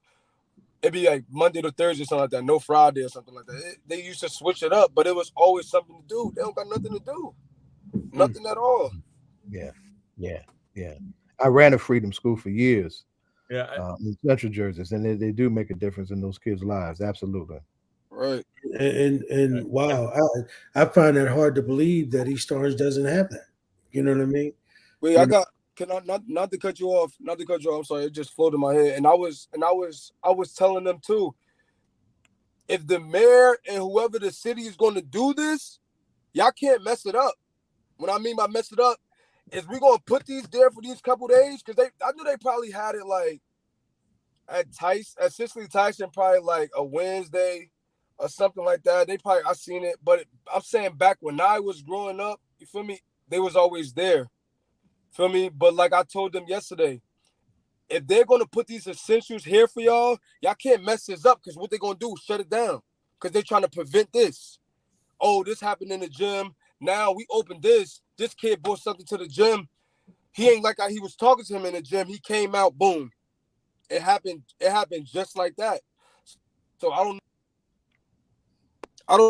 scared of that or whatever like that. But I told them that the kids, they can't mess that up either. If they provide this for y'all can't mess it up. I know we're reaching the end of our time, and we always have a question to ask at the end. But John, let me, before you ask him that question, let me just ask him this real quick. All right. So, brother 145, do you have Lattrell's mother's contact information that we can talk to you about offline? No, I don't. I knew him as, like, I didn't know like his family, nothing like that. They know me through the community. I'm an influencer, whatever like that. I saw his grandmother spoke yesterday. I gave her a hug and things like that. His sister was there, but I didn't ask for the mom. The mom's going through a lot right now, so I know probably heard. What we can do, Ted. We need to get Mayor Ted Green on, right, and have a talk with Ted, and see how willing he is to sit down and really try and build something out. The last time I actually spoke to Mayor Green, he was in Patterson. We were at a presentation that Governor Murphy was making about making a commitment to putting resources in our cities around violence interruption. Right. I grabbed him. I said, Ted, we should definitely do something in East Orange. I grabbed him. I told him that. We should definitely get him on. And Ed, we have 145's number. Right? We can contact him after this and get any information we need and that background. Thank you for what you did, son. Yeah, absolutely, my brother. Right, that's a burgeoning leader amongst us. We appreciate what you did, son. That was. That question. And this is a drum for you, man. You're welcome to come here anytime you need to, my brother. Absolutely. And Ed, Zaid, do you want to ask that question? Let the great founder ask it. All right, Ed, ask that question. So, one of the things about what we do here, my brother, is we are a political hip hop radio talk show. We've been doing this for about 13 years now. And one of the things we ask all of our guests the first time they come on, what are you listening to? As it relates to either a group or an individual artist. What's your favorite hip hop song that you vibe into right now? Yeah, hip hop artist, individual, or group. My favorite artist all time is Tupac. It's always gonna be Tupac. Thank you, son. Tupac My most famous cub of the Black Panther Party. Thank you. I love Tupac. If you listen, I feel like that song that Tupac made you got to listen to Tupac Changes. Yeah, I love it. That's one of my favorites. You have favorites. to listen to Changes. That song it will live forever because that's what's really going on now. Absolutely. Tupac. I have a piece dedicated to Tupac based on Changes. Beautiful. Yep. Tupac, Rod Wave, that's my guy. You feel me? He just talked like he been through a lot, bro. And he's just trying to tell you it's okay, bro. I love Rod Wave, but you have to listen to Rod Wave. He's a great artist from Florida. There you go. All right, well, thank you. 146 has spoken. All right, well, thank you. Well, much appreciated having you on, and we will have you back on again because as we talk about other stuff going on in East Orange. Definitely appreciate what you've done, and look forward to talking to you again. Wait, before I know I gotta go. Before I go, I know about the Eric and Rakim and them. I know about them too. Naughty by Nature. I'm just letting y'all know. I know a little history. Just letting y'all know. Well, as we go out, let me tell you this. Our next segment. Hold up, John. You and Donna's not even here, man. I'm gonna fight you on this one.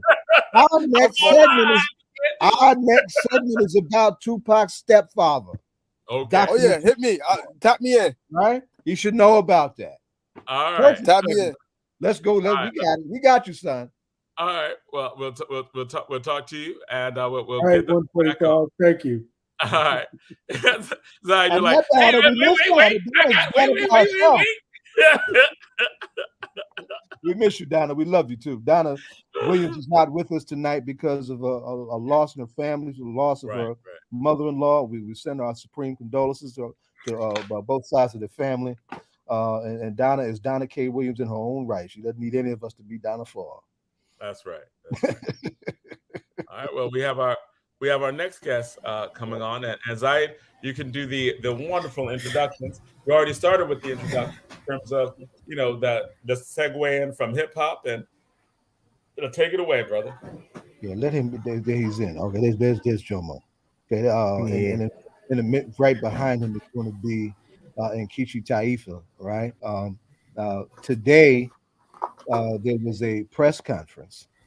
The second of two powerful press conferences of a large petition drop in support of a national campaign to call for the medical compassionate release of Dr. Mutulu Shakur. Dr. Mutulu Shakur is one of our longest held political prisoners, as we indicated just a moment ago to that young brother who was a fan of Tupac Amaru Shakur. Dr. Mutulu Shakur is the stepfather of none other than Tupac Amaru Shakur. Is a pioneering acupuncturist and a brave, resilient, upstanding freedom fighter who's loved by many. And regardless of where you stand on the legality surrounding his case, even if you take the state's argument about why he is in prison, this man has done his time and has been denied parole 9 times since he has been eligible for parole, even though everyone admits on all sides that he has been an exemplary / model prisoner, right? Helping folks wake up, clean up, and get out of prison and not come back. But he's been denied 9 times. And now as he's in the throes of the final stages of stage 4 cancer. And that's really when you get into the end of the line, there is a real fight that we necessarily have to do to get him out of the clutches of the state so he can have his last days with some semblance of freedom and with his family. The Malcolm X Grassroots movement, a movement, by the way, co-founded by none other than the late Chokwe Lumumba, Mayor Chokwe Lumumba, the father of Chokwe Antar Lumumba. This is the side of Mayor Lumumba that a lot of folks do not know. Has played an important role in the revitalizing of this call for Dr. Mutulu Shakur's relief. But Brother Jomo is with the Malcolm X grassroots movement. I understand he was at that press conference today. He's been very much a part of this new call. I want to let him come on in and tell us about it. And he'll be joined in a little while by one of our warrior lawyers who actually, knows Dr. Mutulu well from work they have done together when both of them were young in the trenches, right? And has been a part of the effort to get him released and a lot of other political prisoners released over the last 40 years. And that's Dr. Nkechi Taifa, who will join us in a moment. But Jomo, tell us what happened today. Talk to us. All right. Free the land by any means necessary. So what we did today for the Free Mutulu Now campaign is that we conducted a petition drop and a press conference. We dropped off to the U.S. Parole Commissioner Patricia Kushwa the over 60,000 petition signatures, over 900 pages of signatures of folks calling for the compassionate release of Dr. Mutulu Shakur, as well as a letter signed by several civil rights organizations also calling for his release, his compassionate release, however we need to get after it, as well as really laying out also some of the congressional support that Dr. Mutulu Shakur has amongst like Barbara Lee, Congresswoman Barbara Lee, Rashida Tlaib, and others, right? And the petition drop was trying to come ahead of what will be potentially his 10th parole hearing next week that has been and so this was really us trying to have our own impact, to have our own testimony. Oftentimes these parole hearings, we don't get to have a say in those. And so this was our opportunity to have a say and to say that the people love Mutulu and the people want Mutulu free and Mutulu is welcome here. And so that's what we did. We had folks from across the campaign, from across the country come into the city to help do the petition drop and the press conference. There's more to come as we'll be doing some more op-eds and continue to put pressure on the Department of Justice, the U.S. Parole Commission, and others to really take action to free Mutulu now. Well, let's unpack that a little bit. Let's talk about who was there. Let's talk about who came. Let's talk about some of them folks who signed them letters. Who are those folks, right? And what do they look like? What do they represent? And who else do we know like them that we need to be getting signatures and letters from and so forth? Because we ain't finished. We ain't finished till he's free. Right. Absolutely. Absolutely. I mean, like you were saying, Mutulu enjoys a wide level of support. I think this has been one of the kind of really energizing pieces of this work, because trying to fight and free political prisoners can be really an uphill battle, right? Yeah, it's you're going against the beast of the beast, and they're really driven to keep him in and to have him die behind bars. And so, but there's a wide range of folks, from folks that he worked with before he was incarcerated. Many of the acupuncturists of all races have signed a petition. Folks from the South Bronx who, 40 years ago got a pin stuck in their ear and it changed their lives, to the sets of acupuncturists that he has developed and grew, to even sets of young folk that he mentored. Like, I was listening to the conversation around with Mr. 145, and there's so many stories, beautiful stories from young people who were in jail with Dr. Mutulu Shakur, who talk about what a difference, what a transformative impact he had on their lives. And they are signing the petition and getting others to sign the petition. We have hip hop artists signing the petition. Like we talk about Tupac and Mutulu, and we take the step out that we'd say that's his father, right? And so that's the hip hop community has been really critical in helping, and we can all do more. Like we said, we talked about some of the civil rights organizations, the NAACP, the Legal Defense Fund, and other kind of Black civil rights organizations have been trying to sign on. And again, we've been getting support from members of Congress, Rashida Tlaib, I think Charles Rango, Cori Bush, Jamal Bowman are some of the Congress people, but we need more. We need to continue to build the pressure on the U.S. Bureau of Prisons and really the Biden administration, because any one of them, there's several folks that any moment, right, they can make a decision and free Dr. Mutulu Shakur. Yeah, that's right. That's right. How much? Let's build on something, right? Because his much of his life is based in that in the New York background. And I heard you mention Charles Rango, that's a pleasant surprise, right? We've had our share of arguments with Uncle Charlie over a whole lot of years, right? Jamal Bowman is one of those fresh, young, progressive faces in Congress out of the Bronx, right? Are they the only two in Congress that have come out? Because we can probably do better than that. We need to do better. We got my brother. God, I'm having a brain freeze. Charles and Inez Barron out of the Assembly and out of the Council, of course, right? Charles is a comrade, right? But let's look at who we haven't gotten yet, because I want to go. I want to talk about what we've done and where we at, but we also got to talk about where we're going strategically. Right. Yeah, we need to move the entire CPC. I pulled up the list, so I just want to. It's been Rashida Tlaib, Jamal Bowman, Karen Bass, Cori Bush, Ted Lieu, Bobby Rush, and Rango have been the six.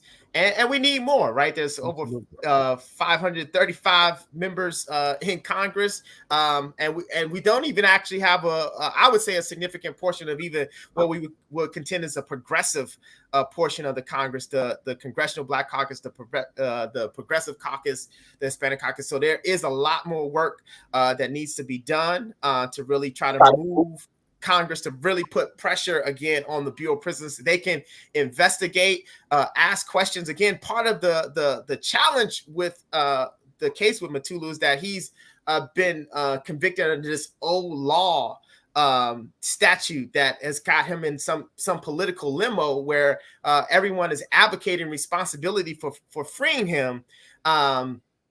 Where and the way the current administration is interpreting this First Step Act is that it doesn't it applies to them, and so Mutulu is one of hundreds of old law prisoners who are being held. It also includes other Native American Indian movement political prisoner Leonard Peltier is also it's amongst those old law prisoners who on some levels have exhausted the number of paroles that they can have, and really compassionate release or some kind of parole seems to be their only way forward. I think the North American revolutionary William Dunn is also on that list. And then there's just regular everyday Black and brown folks who are on that list. I think it's about 200. And so Mutulu's case is not only of political significance, but also points to a very systemic problem in the U.S. Criminal system or injustice system, right? And I think, the wonderful work that Nkechi has done with the Spirit of Mandela and the International Tribune also gives highlight to Mutulu, not only as it's his own case, but then part of a broader, more systemic problem that needs to be addressed. You're right on point. We're about to approach the 1-year anniversary of a damn good human rights tribunal that Nkechi was the lead prosecutor of. Check that out. That's in the international human rights model, a tribunal that raised 5 key questions about human rights violations in the United States. And Mutulu's case certainly was lifted up on the question of repression of our movement. But the mass incarceration question, the question of not releasing aging prisoners, right? Who've done their time, pose no threat to society, and are more of a burden to society in their captivity than if they weren't. That's one of those other spaces that we're talking about when we say that. And in New York, I want to shout out the RAP campaign, the Least Aging Prisoners campaign in New York, that has done some work with that, and it includes in its circle a former North American political prisoner in the unconquerable Laura Whitehorn, amongst some others. So yeah. So now, but let's talk about Brother Jomo. How does a young, handsome, talented young man get caught up in some old crazy radical stuff with all these people in jail and carrying on? How does somebody like you get down with something like this? Tell your story for a minute, because this is a hip hop talk show. There are a lot of folks your age and down that need to hear you. Oh, all right. I think one is how I think, well, a little bit of, I guess, my political journey is that, I was and connected to this. I think for me, when I was growing up, hip hop was emerging as a social force, and it was a social force that helping awaken me to consciousness. I remember I maybe as 13 or 14, I saw the KRS-One My Philosophy video, the picture of Malcolm X in the window. I had never heard of Malcolm X before, but I saw that image and it just grabbed my attention, and I needed to figure out who he was. And so I remember going to the library, trying to figure it out, found the book. I don't know how I found it. It must have been the ancestors guiding me. I found the autobiography. That's right. I remember just reading it, and it just helped me just really understand what was happening to me in school. I was living in Cleveland, Ohio at the time. I was struggling at a predominantly white school, and really couldn't understand. It just helped clarify things so clear that I felt transformed. I wanted to walk the path of Malcolm X, and so after I graduated high school, I was trying to figure out what to do. I did joined the Nation of Islam for a little bit. Ended up after the Million Man March trying to find my way, find a new political home, and really found my way to the Malcolm X grassroots movement. And that was connected to Tupac, right? Because I was, again, a big Tupac fan, and he's always shouting this guy Mutulu out in the songs. And again, who is this guy, right? And then researching, finding out Mutulu and Shakur, and then who is this Asada? And then reading Asada's book, I just was blown away. She has this beautiful passage where she talks about the easy audacity of the new African independence movement. And that just grabbed me. And I was like, wow, I need to find these folks. And so ironically, again, through hip hop, ran into Dr. Jared Ball, who was in DC, actually leading the DC chapter of the Malcolm X grassroots movement. And he invited me to a meeting. Jared was MXGM. I didn't know that. And so that got me in. And I started to meet folks, learn the history, learn what it means to be New African. And I have been in ever since. And Connected Mutulu is seen as one of the founders of the New African Peoples Organization, as well as the Malcolm X grassroots movement. So we're on some levels fighting to free our founder of our organization, our Baba, as we say affectionately in the organization. So that's how I've gotten into it. And as I've learned so much about Mutulu, his impact, his story is just a beautiful story that I can't help, but it feels like to be an injustice not to fight to free Dr. Mutulu Shakur. So that's a little bit of my journey. So it's been, hip hop has been in the background, helping me stay awake, opening new directions, helping me make connections, all while keeping the rhythm, Good stuff, son. Good stuff. So who was with you? Who was at the press conference today? Who was at the press conference? So we can put it on blast. I haven't even had a chance to even look at it yet. We were again joined by members of the campaign from different parts of the city. I mean, not different parts of the city, but different parts of the country. So we have campaign teams in Detroit who were there, Jackson, Mississippi, folks from the People's Advocacy Institute.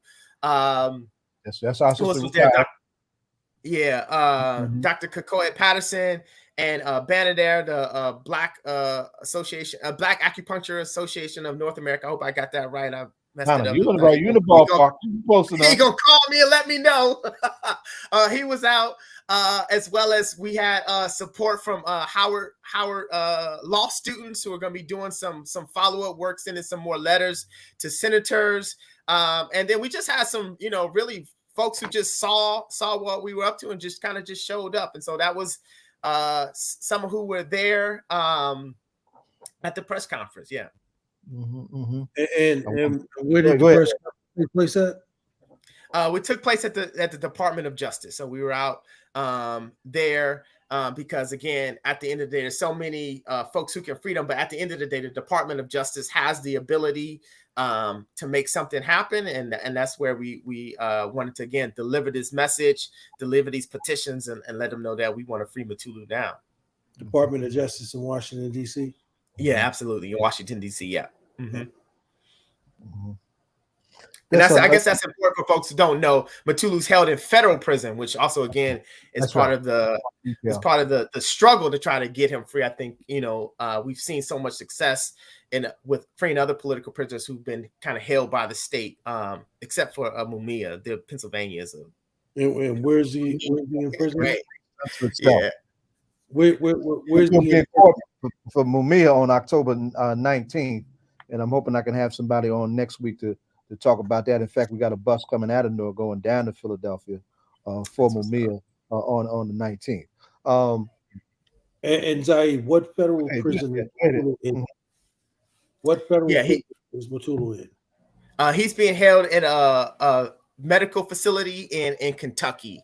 And again, I think that's important because, again, that's underneath our, not only just the call that he served his time, but, like Baba has said, he has stage 3 cancer. And even at the medical facility, it hasn't even, they don't have the ability to actually treat him adequately there. And so that, again, that's been always kind of some of the underlying urgency of the re-pickup of the campaign is that, we heard that he didn't have much time left and that we wanted to bring him home. And what type of cancer does he have? He has bone marrow cancer. It's very painful. Spreads very painful throughout your bones. It's very painful. Yeah. And again, this is part of a set of kind of illnesses that he's had or gotten since being in prison. I think he has had melanoma. Under COVID, he didn't caught COVID 3 times since this pandemic has started. Again, kind of speaking to the conditions that they have him in and their unwillingness. And I think part of what we have to understand too, again, around Mutulu's case is that the Bureau of Prisons went under a whole different had to get a new director as facing kind of lawsuits and all kind of trouble for their actual inability to deal with the federal prison system under COVID. And again, Mutulu is a supreme example of that, but its impact is felt by so many. And so the fight for Mutulu is really also a fight for others who are facing those very same conditions that he finds himself in. Yeah, there are several. I'm going to mention several others. We mentioned Leonard Peltier. I also want to mention Veronza Bowers, who's a cancer survivor, who's also doing federal time, who's done his time. And they simply, when it came time, he's maxed out completely, right? And it was due to be released better than 10 years ago. And they just refused to release him. Just refused to release him. Right? Under no legal standing was required. Just refused to release him. So the fight to get, when our politicals free in the clutches of the federal system has its own unique dimensions. But I also want to, I don't want this conversation to end without folks having the vision of us winning, right? We got Herman Wallace released on a medical release. Someone who did 40 years in solitary confinement in Angola prison, right? In time, in order for him to spend his last days in freedom and dignity with his family before we lost him. We got the implacable Maroon, Russell Maroon Schultz, one of our most feared freedom fighters, out of the clutches of the state of Pennsylvania. Pennsylvania is one of the states that gives you the most natural time out of all the states in this country. Pennsylvania, Louisiana, and Texas, right? We got the implacable Maroon out on a medically compassionate release. So I don't want folks to think that we can't do this because we're just dealing with a hard-headed racist government. Yeah, you got a racist, hard-headed government, Yeah. but we're gonna work that government to the fullest. Yeah, absolutely. We got Sundiata, right? They thought they would never let him go. We got him. We in Jersey. Right. We in the Soprano State. Right. Listen, I went from my 20s to my 60s rumbling for Sundiata. Right. But they have never given up. Our ancestors never give up. Ain't no way in the world we giving up until we win. Right. Absolutely. So I want that spirit to be brought forward. And Nkechi, come on again. Nkechi's in the background. We're trying to get her in so she can have some words in this too. She just hit us in the private chat. I don't know why we can't bring her in. Jonathan, can you bring her in? Yeah, well, she's in the background, but I just wanted to make sure that we lift that up. It says I am in the show. I don't know why we can't. There she go. All right. Oh yeah. All right. I could be quiet and let the show really begin. Let me sit back and get my cup. I was just sitting back listening to you, my brother Jomo, being mesmerized. He's on his way. He's doing his job. He's doing his job. One of the young ones coming forward. He's handling his business now. You know, I'm just praying to God I ain't got to go to jail. But I do hope I'm in D.C. so you could be my goddamn lawyer, right? Because you get down like that. Yeah, that's how I want to introduce this thing. Nkechi, tell us about your comrade. See? Yes, indeed. For Jomo, he's somebody that Jomo looks up to, but this is somebody who we know in the real way. I want you to talk about your comrade for a minute. Well, our very dear Dr. Mutulu Shakur, I mean, as Brother Jomo said, part of the New African Independence Movement, that's basically what birthed me with the Republic of New Africa, of which Dr. Mutulu Shakur was very much, he might even have, I'm not sure if he was a founding member, but I know for a fact he was at the New Bethel Baptist Church, the Franklin's Daddy's church in 1969. During the shoot in when the police shot into the church. And I know Mutulu said that he basically was holding down and making sure that our leaders were secure, that there were not any murders during that time. He physically covered the late Herman Ferguson and Yahya Ferguson. Exactly. He wasn't 16, 17 years old when he did that. So we knew the soldier in him definitely showed up when we needed it to show up. Absolutely. So you got to lift that up in the Battle of New Bethel. I'm sorry, I had to interrupt you with that. But no, that was good. And a lot of people don't realize that, you know, he was responsible for mobilizing contributions to liberation movements in Southern Africa. I mean, I'm just saying that there's a lot of history that we don't know, we don't tell, or we can't tell, or we need to know, the mantra and the like. So a lot of the time, in terms of Mutulu, first of all, let me just get something. I was always an above ground person,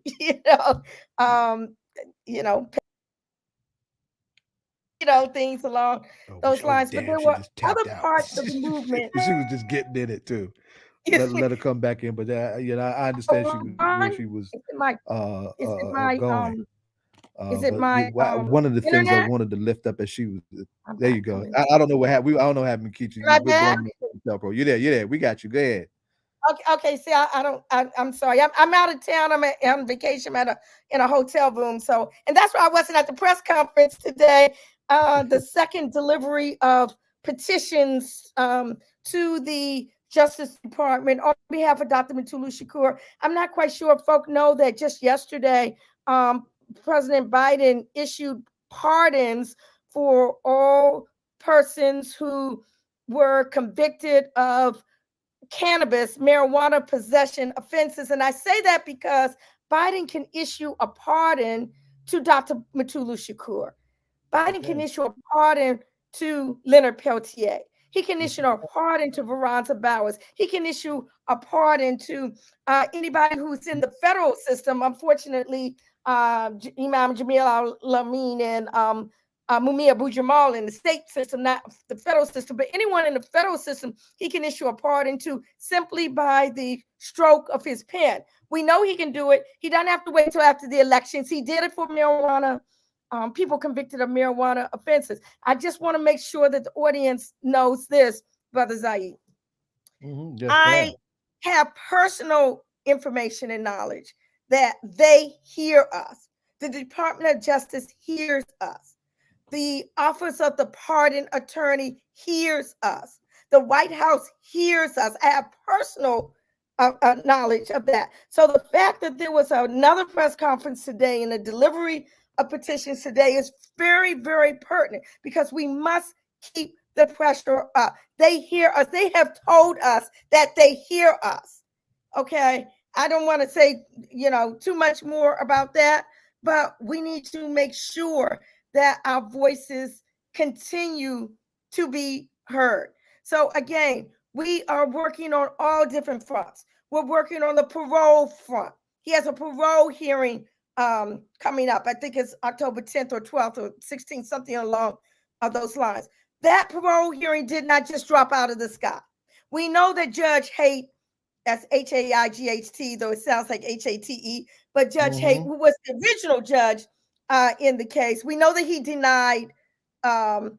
Mutulu Shakur's motion for compassionate release, this time not using the flimsy, feeble excuse that, he's not sick enough now to come back again. Well, he is sick enough now, and we have come back. Now he's giving the procedural issues, the gray area issues that Brother Jomo talked about in terms of the old law prisoners in this quasi state that they're in, saying he doesn't have jurisdiction. But then right on top of that, another parole hearing was granted. So we're working on that front. We're also working on the front dealing with the pardon, the Office of the Pardon Attorney to President Biden to just, again, pardon him, grant him clemency is what we're really talking about. Right. There is a lot of precedent for president to grant clemency to our political prisoners. Unfortunately, they have not done so for Black political prisoners. They've done so for our white North American allies. They did it for Susan Rosenberg. They did it for Linda Evans, both of whom I was part of the legal defense team with their case in D.C., the resistance conspiracy case, more properly known as the Capitol bombing case. But they have not done it for Dr. Mutulu Shakur. That's racism in and of itself. Dr. Mutulu Shakur's co-defendant, the great North American anti-imperialist Marilyn Buck. She received a compassionate so that she could come home to do her final transition amongst family and friends. So again, this disparity and racism goes even within the struggle. They do it for the white prisoners, the war political prisoners, and don't do it for the Black folk. That must end.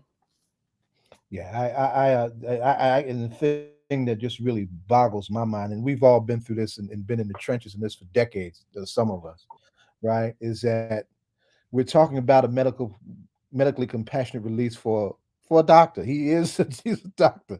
He's one of our healers, right? He's trained doctors. We had a situation, and this is in New York. The Black Panther Alumni Association has been participant in the annual African American Parade in Harlem, and this year the Harlem Parade honored prominent African American medical professionals. Right, the Alumni Association said, "Well, hey, how about Mutulu Shakur?" And they could not, in all of their bourgeois class consciousness, wrap their heads around doing something for one of their own, a doctor who made medicine better, who made the delivery of medicine better, who made history. He made better. History. Right? He made history using acupuncture to treat. And that was how outrageous was it for the Negroes to not see that, to not understand that. Right, and we made some noise, but they did what they did, and they are who they are. But it gave us an opportunity to let more folks know about Mutulu on the grassroots. So we'll take that for whatever it's worth.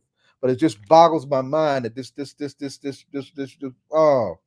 how hypocritical is this racist state called the United States to be able to do something like that and do it with a straight face as if it ain't, as if they're doing nothing wrong. How hypocritical. Right.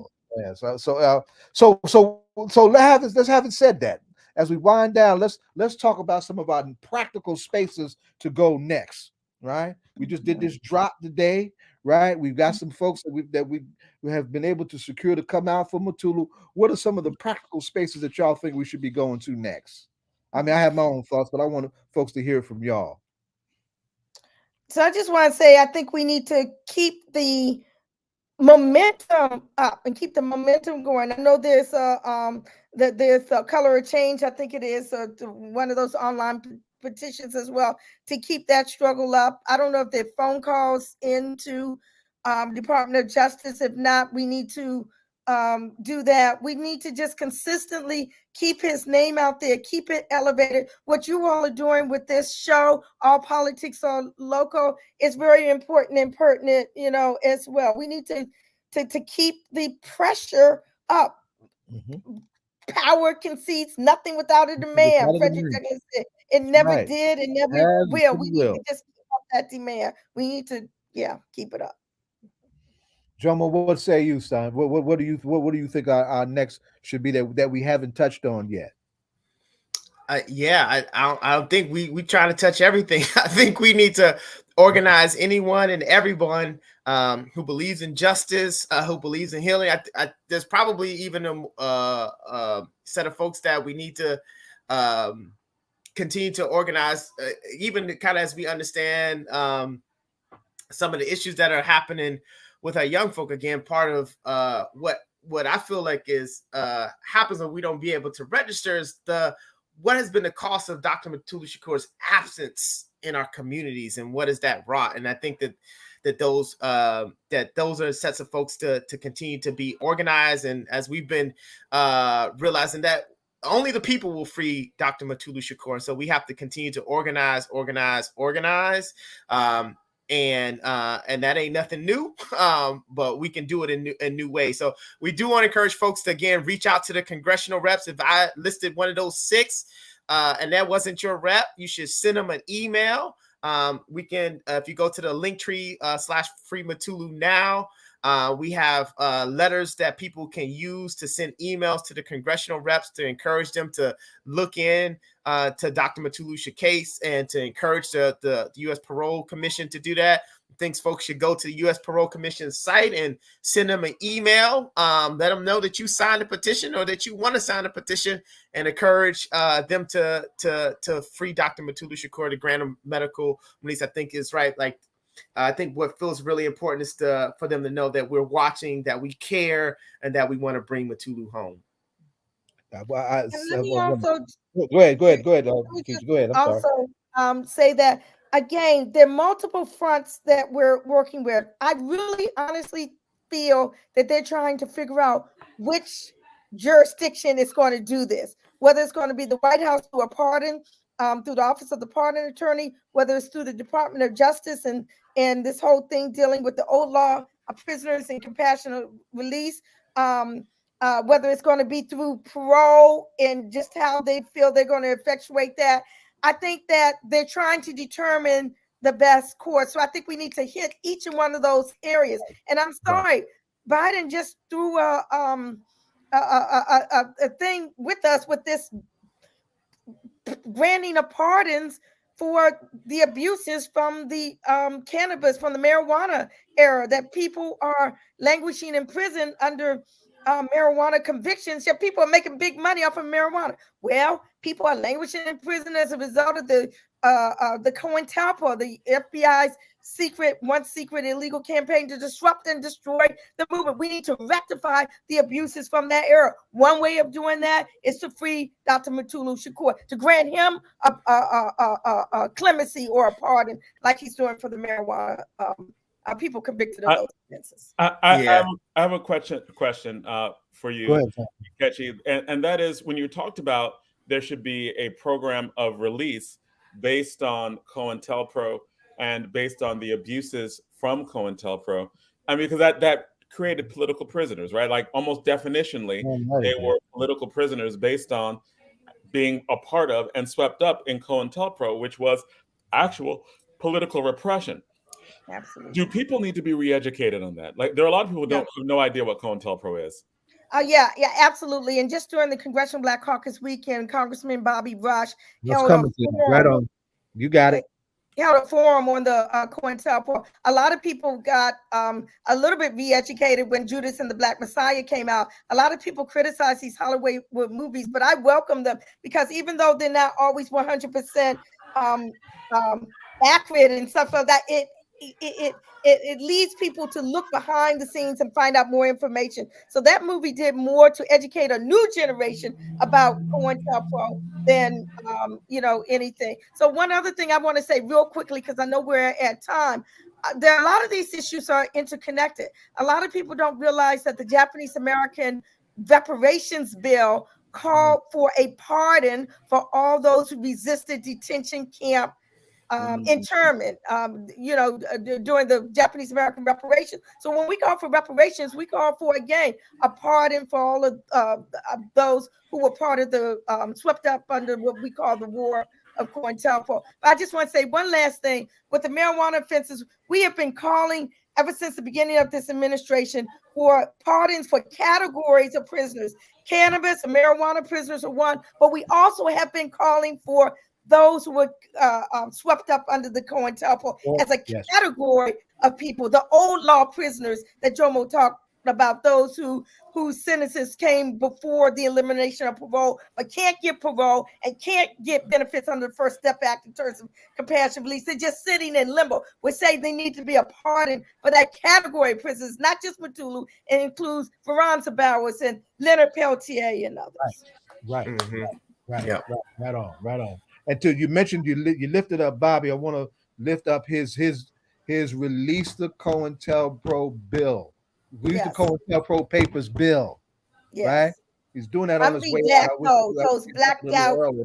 That's an important piece. Yes. Mm-hmm.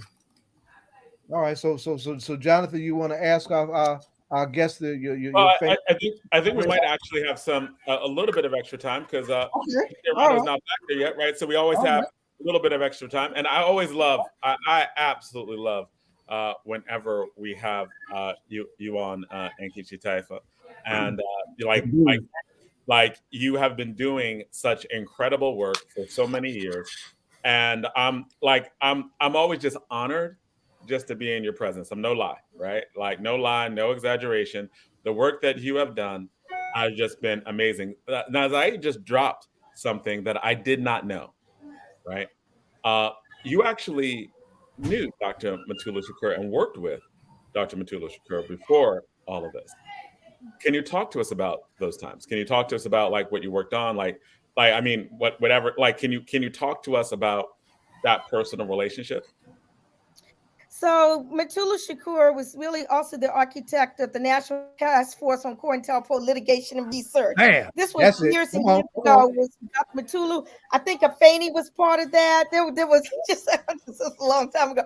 And, so he was one of the first ones to bring up and expose issues dealing with COINTELPRO. This is all at the same time when he's being a target of COINTELPRO. So I worked with him with respect to that task force, of course, also with our dear brother, attorney Chokwe Lumumba and others as well. So again, we were talking about the issue. And at that time, COINTELPRO was not very widely known. And it just with the Republic of New Africa was not until March 31st, 1977, that the first pages 1976, 607, I forgot, that the, what's it, 75? My brain is, I think it was 74, that the first 10 pages of COINTELPRO documents were finally released. And I remember Clarence Kelly, who was head of the FBI at the time, saying, here, these 10 pages will include these to you at no cost. Well, since that time, there have been thousands and thousands of pages. And Dr. Mutulu was one of those really responsible for helping to bring that to to light.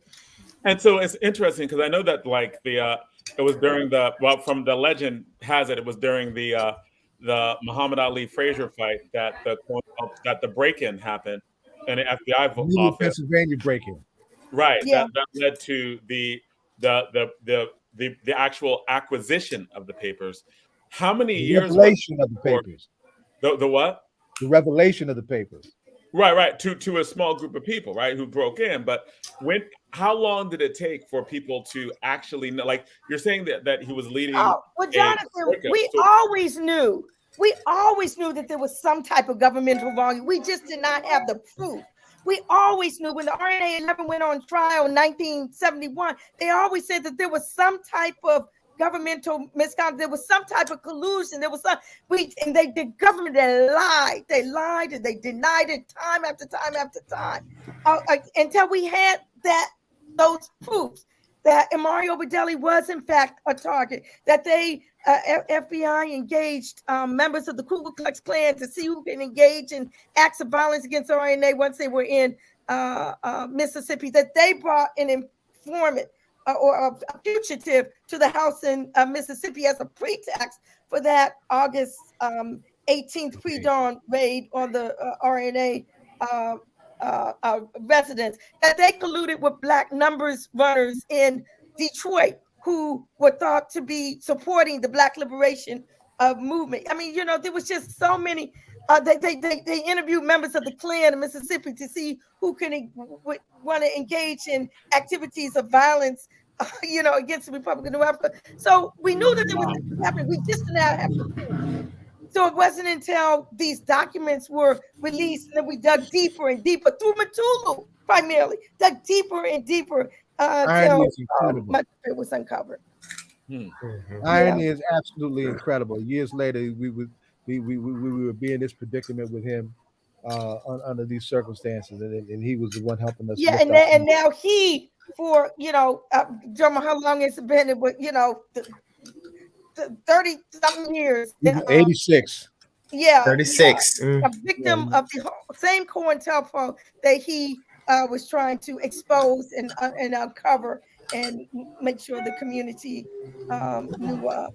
I gotta just say this in closing. When you're in the midst of things, when you're with Imari and Chokwe and Mutulu and Queen Mother Moore, Yuri Kucha, I mean, we were all just brothers and sisters in the struggle. If I knew then what I knew now, God dang, women snapping pictures and this and that. I mean, we were all activists, We just knew we did. That's right. Who knew that he would be in prison for all this time and charged with convicted, just convicted of being the mastermind behind this liberation of, Shakur and, et cetera, et cetera, et cetera. I mean, who knew? I mean, I'm just saying, we all were just part of the struggle, right. Shall I say? And right. I was just going into the MXGM under the great late Ahmed Obafemi and my God, brother Ahmed. When Mutulu was going in. That's how long it's been. That's how long it's been. And I wound up first book party for Asada in the country in Norgan, drove the New Jersey State Police nuts and was honored to do it. Right? Yes. But that's you look at all those years. So there's something I forgot to mention also. Back then, when Mutulu trial was going on in New York, there was a trial in DC going on as well, the resistance conspiracy case dealing with the North American anti-imperialists, Marilyn Buck. She was in trial in New York and DC at the same time. Laura Whitehorn, Susan Rosenberg, Alan Berkman, Linda Evans, Tim Blanc. And so I was counsel for Laura Whitehorn in the DC case while the New York case was going on.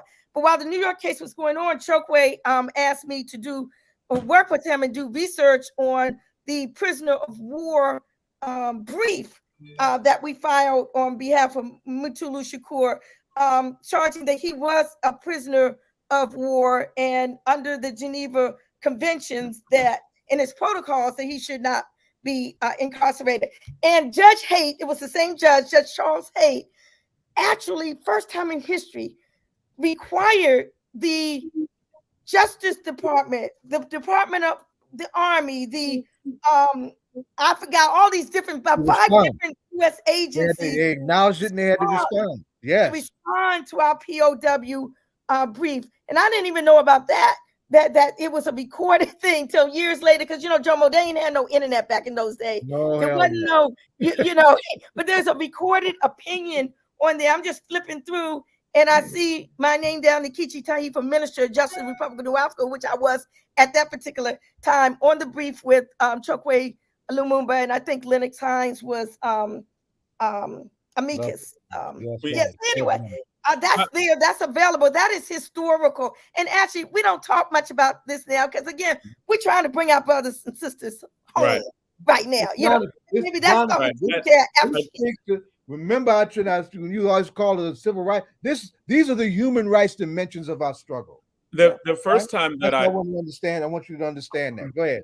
The first time that I ever heard of COINTELPRO, it was my first year in college, and I met a former Black Panther whose name was George Edwards. He just recently passed away last week. I love George. Yeah, he was in the New Haven chapter and did a lot in New York with his comrades. Yeah, he just passed away last week. And I never really George. I never told you this. He was actually he was almost like an advisor to me when I was in college. As in, I was when Why you ain't tell me that? I did work with the Black Student Alliance at where I went to school, and he was always there at the cultural center. He was one of the people who was in the Black Arts movement. Was actually in the midst of a very famous case involving the Black Panther Party. I didn't know any of that, right? The only thing that I knew was that he seemed a little paranoid, right? I didn't know why he was paranoid, but everything he told me turned out to be true because he would tell me, he would just give me receipts, right? Like he would just be like, well, because he seemed, I was like, I was 17, 18, right? Coming in. And he would tell me some things, and I'm like, I was like, look at this book, my copy of Agents of Repression. Right. Agents of Repression. He was the one who introduced me to that book. And reading the book, it was just astounding. I'm like, yo, these are just FBI documents that have been released. There's a whole book of FBI documents that have been released. And it's like, we bugged this person. We bugged this person. We were trying to set up this person. We tried to get these people to kill each other. And I'm like, yo, this is just... And we don't talk about it ever, right? I have to go to college to even eventually get a course on it. But the first mention I had of it wasn't even in a course. It was by a person who just happened to be around the African American Cultural Center who wanted you to know about it. Right. So for those who may not know, the COINTELPRO was to expose, disrupt, misdirect, discredit, and otherwise neutralize the activities of Black nationalist hate-type organizations and their leadership, their spokesmen, their membership, and their supporters, and never meant to be disseminated to nation at large. These millions of pages of documents really revealed a coordinated national program of war against Black and other movements, and they called it a neutralization program. And neutralization, that's a term of war. Okay, that's what it was, and this needs to be taught in the schools. Cynthia McKinney had a hearing on the COINTELPRO years and years ago. She was run out of Congress right after that. She had Geronimo Pratt there. I was there. Laura Whitehorn was there. Kathleen Cleaver was there. And then there might have been a couple of other people there who was speaking. Tarveef Warren spoke. And it's like, that's historic and it's current history, because as Brother Jomo knows, COINTELPRO didn't go away. It just morphed into other things such as Black identity and extreme. What they should be doing is looking after those so-called white extremists, so-called supremacists. On the wrist. Right, you know. They getting no life in plus 40 years. They're getting 4 years, 5 years, plea deals, you know. And them crackers are storming the capital of the United States. Right. That's right. All these old Confederate descendants out of their damn minds. No, we do have DJ Rhino who's here, and we have to have you both back on, right? We got to have you both back on. We have to have you on just to talk about COINTELPRO. We need to just have a whole hour just talking about that, its history and your work in it. Like the thing is, like, we talk about like what you've done, what you've sacrificed, what you like, all the things that you've seen. We need to talk about that a lot more, right? That needs to be real central in terms of the stuff that we have conversations about. So as we're ending this segment, DJ of course has DJ Rhino has a question to ask for Jomo and Jomo may have answered it already, but go ahead and ask him anyway. Ask them both. All right. Well, peace to the king and the queen on the panel. How are y'all doing? All right. Yeah, I was gonna just ask y'all, just in your moves and what it is that you do every day. Who would you say in the hip hop culture that you may listen to? Who do you listen to in the hip hop culture that you feel touches your spirit or your soul as you make your moves throughout the day? So I'm going to answer first. I might have said this before, but particularly in relate to Dr. Mutulu, Shakur, political prisoners, public enemy, fight the power, fight the power, fight the power that be. That's me. Yeah, that's my favorite. Man, you stole mine. Quite honestly, I feel a little old doing it, but it's definitely Dead Prez. And that's my motivation when I'm in the gym trying to work out. Reminding myself it's always bigger than hip hop, and then it's war out here. Right, that's right. And then they got a song that they for MXG. I'm gonna be a G to the day that I die. MXG. Yes, so that's my jam, and I rock out to that whenever I got to get in these streets and do the work amongst the people to free Mutulu. That's what's up. That's what's up. Yeah, I was just watching a performance on the BET Awards. Dead Prez did a performance of hip hop at for Loud Records. They were representing Loud Records, and all of the artists that were on Loud Records back in the 90s. They came out and represented. And Dead Prez was the first to go on, and it was good to see M1 and Stickman together and doing their thing. So that's dope. Mm-hmm. Yeah, always good, always constant revolutionary energy, right? Always for the people. That's right. Okay. All right, y'all. I appreciate you both. I will be in touch. We got work Land. to do. You know what it is, right? Jomo, good to have your first time on. So good to have you on. I see you. I've been following. I'll go back to the '80s with MXGM, right? But I'm loving to see what I'm seeing with the young heads coming forward. I'm loving it. I see you, son. We appreciate you. All right, I'm gonna spread the word to the team. I do want to shout out. We call ourselves the Shakur Squad, and that's the set of folks who've been leading the campaign, who've been doing the work. So shout out to the Shakur Squad who helped put this together today and continue to work and continue to strive. And we're looking to build, and we want to build more folks to get in with us to help free Mutulu now. So check us out on the link tree. Right on. We got it up. All right. Okay. All right. Free the land. Free the land. Free the land. Good segment. Good stuff.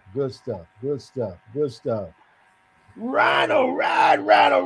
What's good, beloved? What say you today? Just coming from DC. So Rhino, now that you the official DJ hanging out at the Congressional Black Caucus, we have to live vicariously through you. Tell us how it was. How did it go, my brother? It was all right, man. I mean, pretty much it was. I was the opening DJ because they had a second DJ from Louisiana. Well, yeah, from New Orleans, who was playing after me, and everything was kind of moving around fast as we got there because, just at the last minute they had just added on Dougie Fresh to the evening, and so Dougie Fresh came through. And had a whole horn section, for New Orleans, you know what I mean. So it was kind of crazy how things were moving, but it was dope though. It was dope, but unfortunately I had to leave early. My wife had a little stumble, so we left up out of there a little earlier. So I couldn't stay for the whole thing like we did last time. But it was good, man. I opened up the set, man. Did the first 2 hours. It was a 4-hour gig. But I did the first 2 hours, and the second DJ did his second 2 hours. And yeah, it was good, man. The people enjoyed it. They came out and danced and did their thing. You know what I'm saying? I took some shots and threw them on my page. But it was good. It was good seeing the Congressman out in DC, you know, in its element there. You know, I got to meet the other congressman from Louisiana, and it was a good event though. I just wish we were able to stay. Hold up. Rhino is official now. Yeah, but then, you know, I don't want to gloss over the fact that, you know, he said that his queen had a stumble. What happened? How's she doing? She's doing well. She just had surgery yesterday, man. What it was, we were backstage. We were walking backstage, and you know, there's a lot of production and stuff. So, you know, there's a lot of cables that are covered up. Plus, there's like, you know, mats and platforms and stuff. So it was like a slight platform that she missed, and so she had a little stumble. Luckily, I was walking in front of her, so I was able to turn around in time to catch her before she, you know, fell entirely flat. But she's doing well. Did that aggravate her ankle? Say that again. Did that aggravate, you know, because I mean, she's just coming off of that big surgery behind. What was it? Her ankle, right? Yeah. So right. So this was the other foot, right? Yeah. Oh, yeah. But she's a lot better. She's back home. Good, man. I was no, we heard you. I just want to make sure. I want you to know that we heard you. You understand? Yeah. No doubt. No doubt. So but, yeah. all right, so go ahead.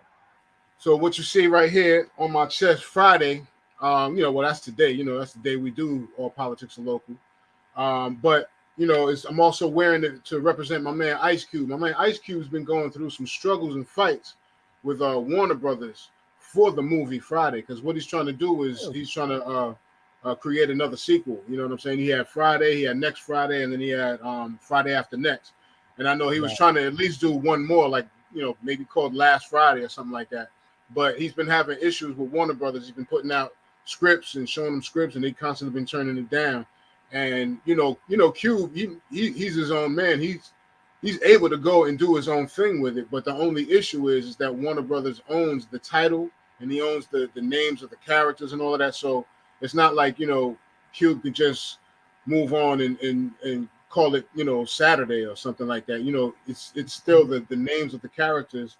Warner Brothers owns the names of the characters, you know, so he wouldn't be able to, you know, have Smokey and whoever else on there like how he did before. They would have to change the names of the characters. So he's kind of stuck in a bind where he's still got to work it out with Warner Brothers, because they have the hold on all that. You know what I'm saying?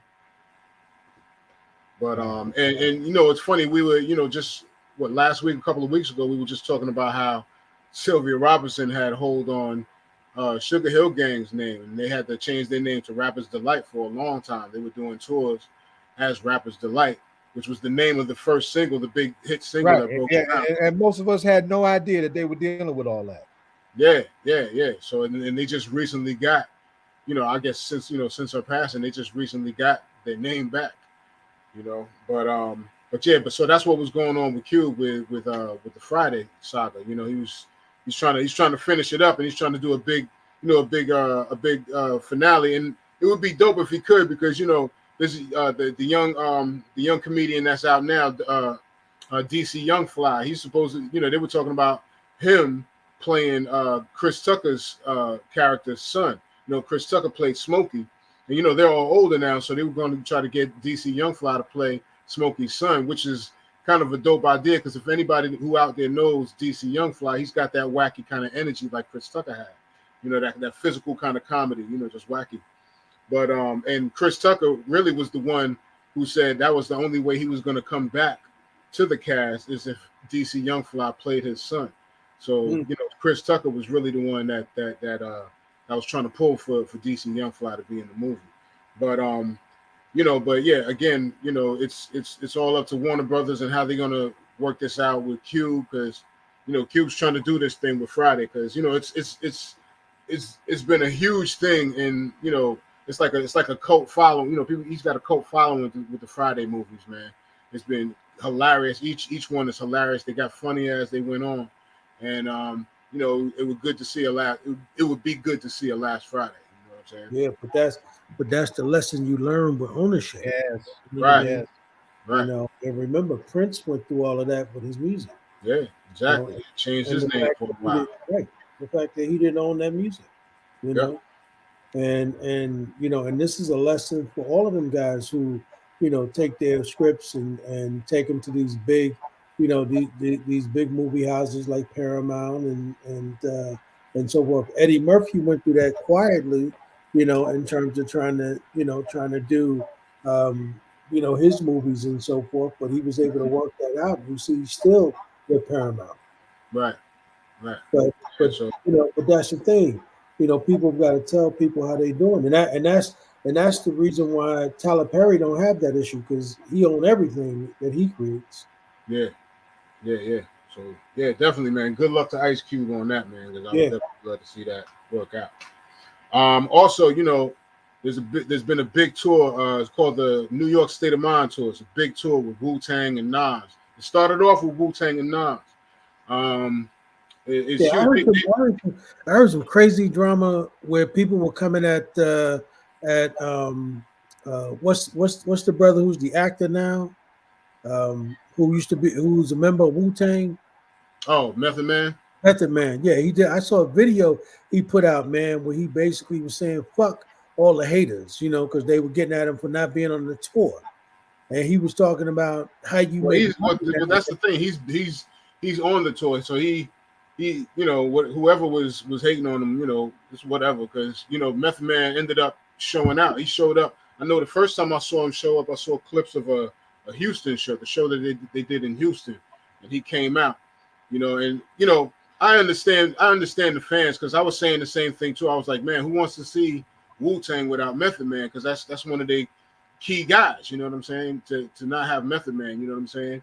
And one of my friends was like, because they added Busta Rhymes to the list also, and so they were trying to say like Busta Rhymes was going to take over for Method Man, and I'm like, well, when I see Wu-Tang, I want to see Method Man. I love Busta, and of course Busta is going to blow the stage. We all know Busta's energy, but when you see Wu-Tang, you want the Wu-Tang, you know what I'm saying. So of course we're going to want to see Method Man, but he's been showing his face. He's been showing up. He's been at the shows recently. So, so that's all out the window as far as him not being there. He's been showing up, but they also been adding more people. They added Busta Rhymes to it. They added Jadakiss now. They added LL Cool J, which is huge because LL is doing his own festivals and concerts now. You know what I'm saying? So for them to put LL on the bill now, that's crazy.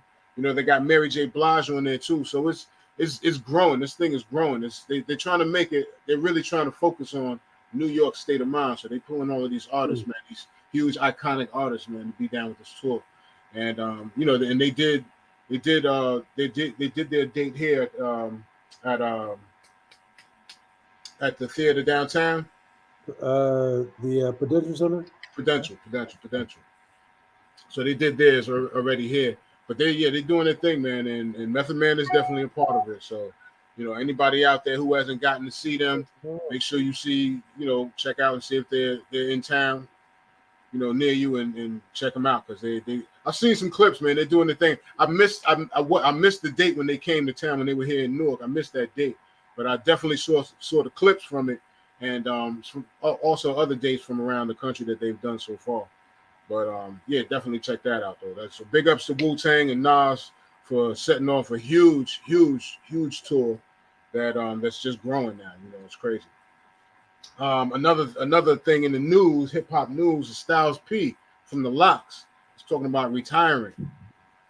He's talking about putting down the mic and just focusing on his family. And he's got his own businesses going on, especially the Juices for Life. That's one of his biggest ventures right now. This is his juicing company with him and his wife. Right. So, he's just trying to focus on his business. He feels like he's getting older. He wants to focus on his family and stuff like that.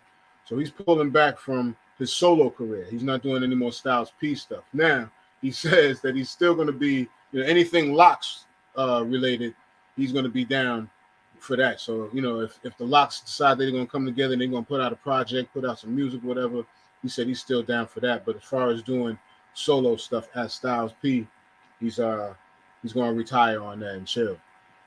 So big ups though, man. Big ups to but he says he has 2 more projects coming out. He's got 2 more projects coming out, and then he's going to call it quits and just focus on family and business. Now y'all heard me talk about the BET Awards earlier with Jomo. The BET Awards. the biggest thing about the BET Awards for me was the BET Hip Hop Awards. The biggest thing about that award show for me was the Loud Records segment that I mentioned earlier. The Loud Records segment. You know, all of the artists that was on Loud Records throughout the 90s and going into the early part of the millennium, they all came out. You had David Banner and Lil Flip. You had Joey Badass came out for to take place for Prodigy, rest in peace. So Joey Badass and Havoc came out for Mobb Deep. Kim came out and they did their song, The Quiet Storm. MOP came out and they did Annie Up. They did the remix that had Remy Ma on there. Then, of course, Fat Joe comes out with Remy Ma, and then they do some stuff. And it was just crazy. And they did basically like a little tribute to Big Pun. And the whole thing set off with Dead Prez, of course, like I mentioned earlier. Who else? 3-6 Mafia was there, and the whole thing just ended off with Wu-Tang. Wu-Tang just closed it out. But that was like a nice little hip hop piece of the show, that stuck out for me that I really dug. So big ups to everybody on Loud Records. Big ups to everybody that represented at the Hip Hop Awards. Big ups to everybody that won their awards. I don't really get into the award shows that much, but it's still a blessing to get recognized. And so Rhino, I understand that Puff's son has an album coming out. Yeah, that's what I heard. He's got, and from what I heard, man, he's really on this bad boy. He studied his bad boy vibrations. You know what I'm saying? He studied his pops and the whole bad boy feel and things. So he feels he's ready, man, and he's dropping something. So look out for young Diddy. He's definitely putting some out. Speaking of Diddy, man, Diddy been, he was just on Breakfast Club, and he mentioned because there's been this back and forth thing going on between him and Mace, and he mentioned that Mace owes him $3 million, and then Mace came out there and threw out a real ugly, mean clip of how he feels. He said he got receipts on Diddy right now for that for wow. any money owed.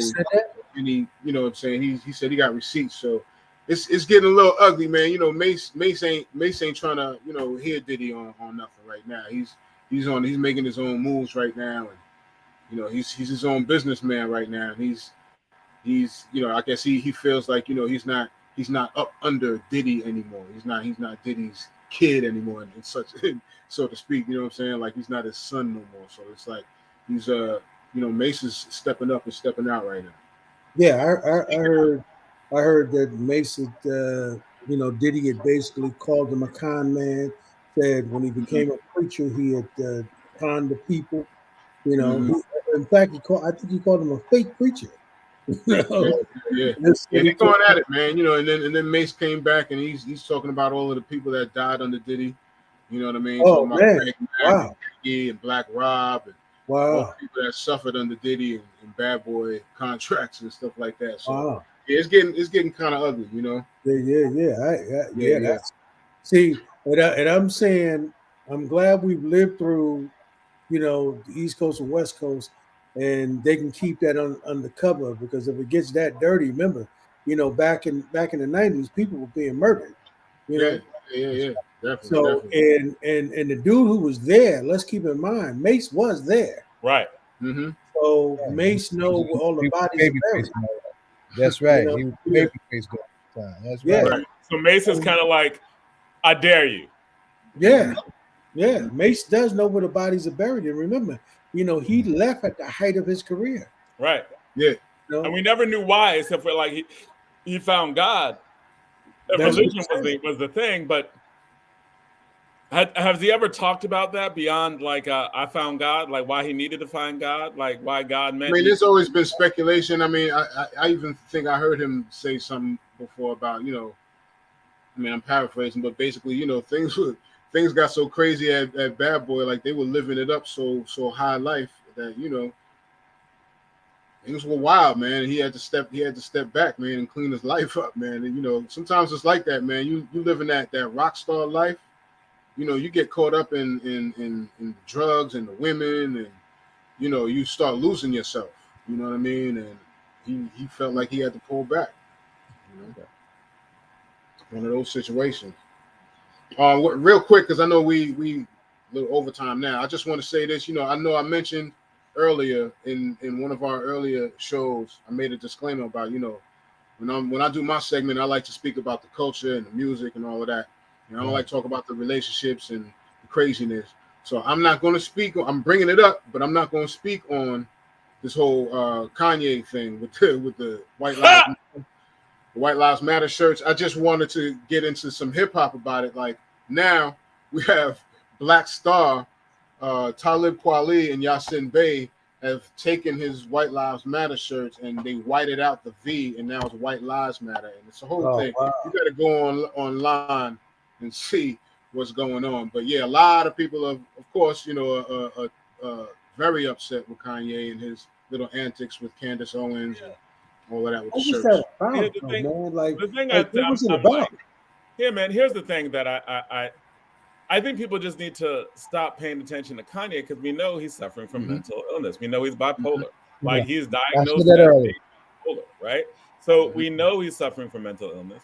So why do we keep taking him seriously when we know that, like, sometimes he says it, then 2 months later he said, "I regret that, man. I was just on some other stuff," and then he'll go say some you know, out of bounds again. So we know, and it's kind of like people are making money off of Kanye's suffering and talking about him, and he's like a spectacle. And you're right, man. People getting ratings off of him.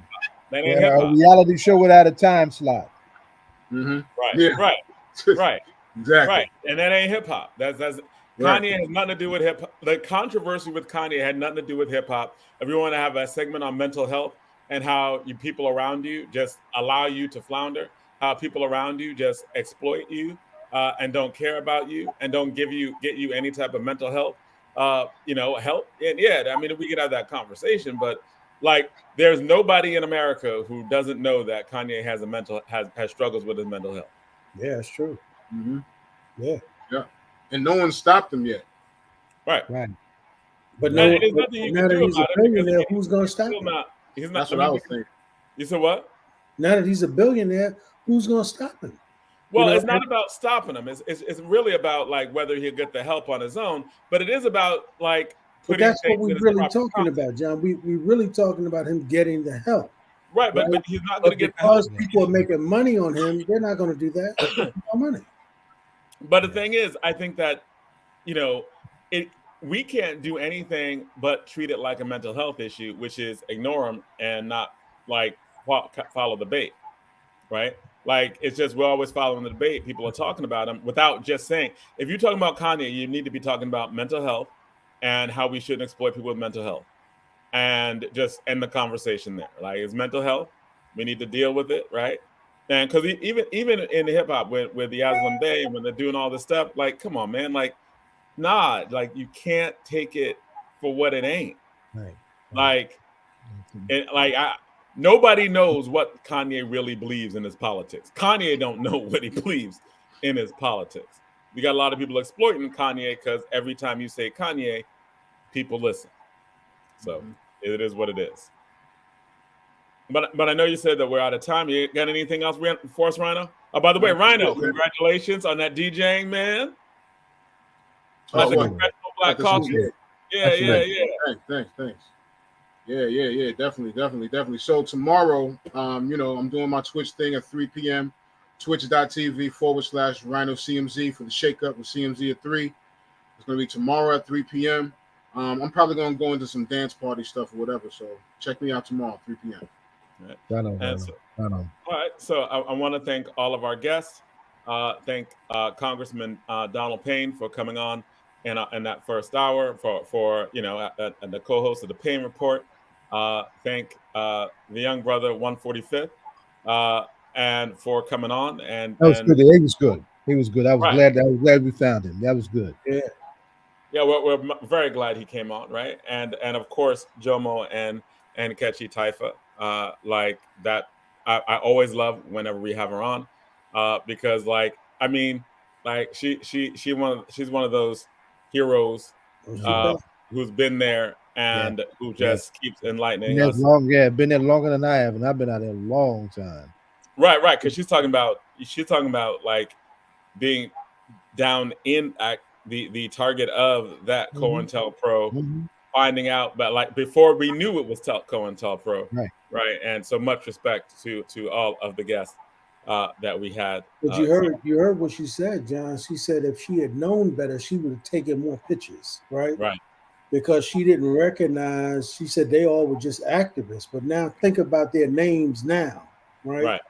All of those people, Queen Mother Moore, you know what I mean? Just imagine, have we seen pictures of what that struggle was like, 45 years ago, 40 years ago, you know? Absolutely, Would have absolutely. been amazing. And so we've definitely got to have her on more often. And Zaid, you and I need to talk about working out doing a panel with that sister, Oh man. yeah, she's Right, when we do the political prisoner piece, she's got to be front and center. Yeah. right. And I also Absolutely. want to shout out. Someone's been working behind the scenes that y'all haven't met. One of my students, one of my debaters, very hardworking child, Masoma. Thank you for working the cameras behind the scene. Where she's like, hey, Thank you, dog. want more internships for college because I'm gonna get in college, and so she's she's a new young little co-producer in the making, Masoma behind the scenes. So Awesome. Thank you. thank Awesome. you, Masoma. Shout out Thank you, for daughter. Thank you. Thank you. We appreciate it. Welcome to Keep the the show. camera off my ugly ass. This is our first time on the show, John. Yep. First time. Well, congratulations. Great job. Thank Yeah, you. yeah. Thank you. Yes. All right, Yeah. so we'll talk to you later. Until next week, we're signing off the broadcast, and until next week, stay safe, be safe. Freedom Talk to you when you soon. don't stop. Peace.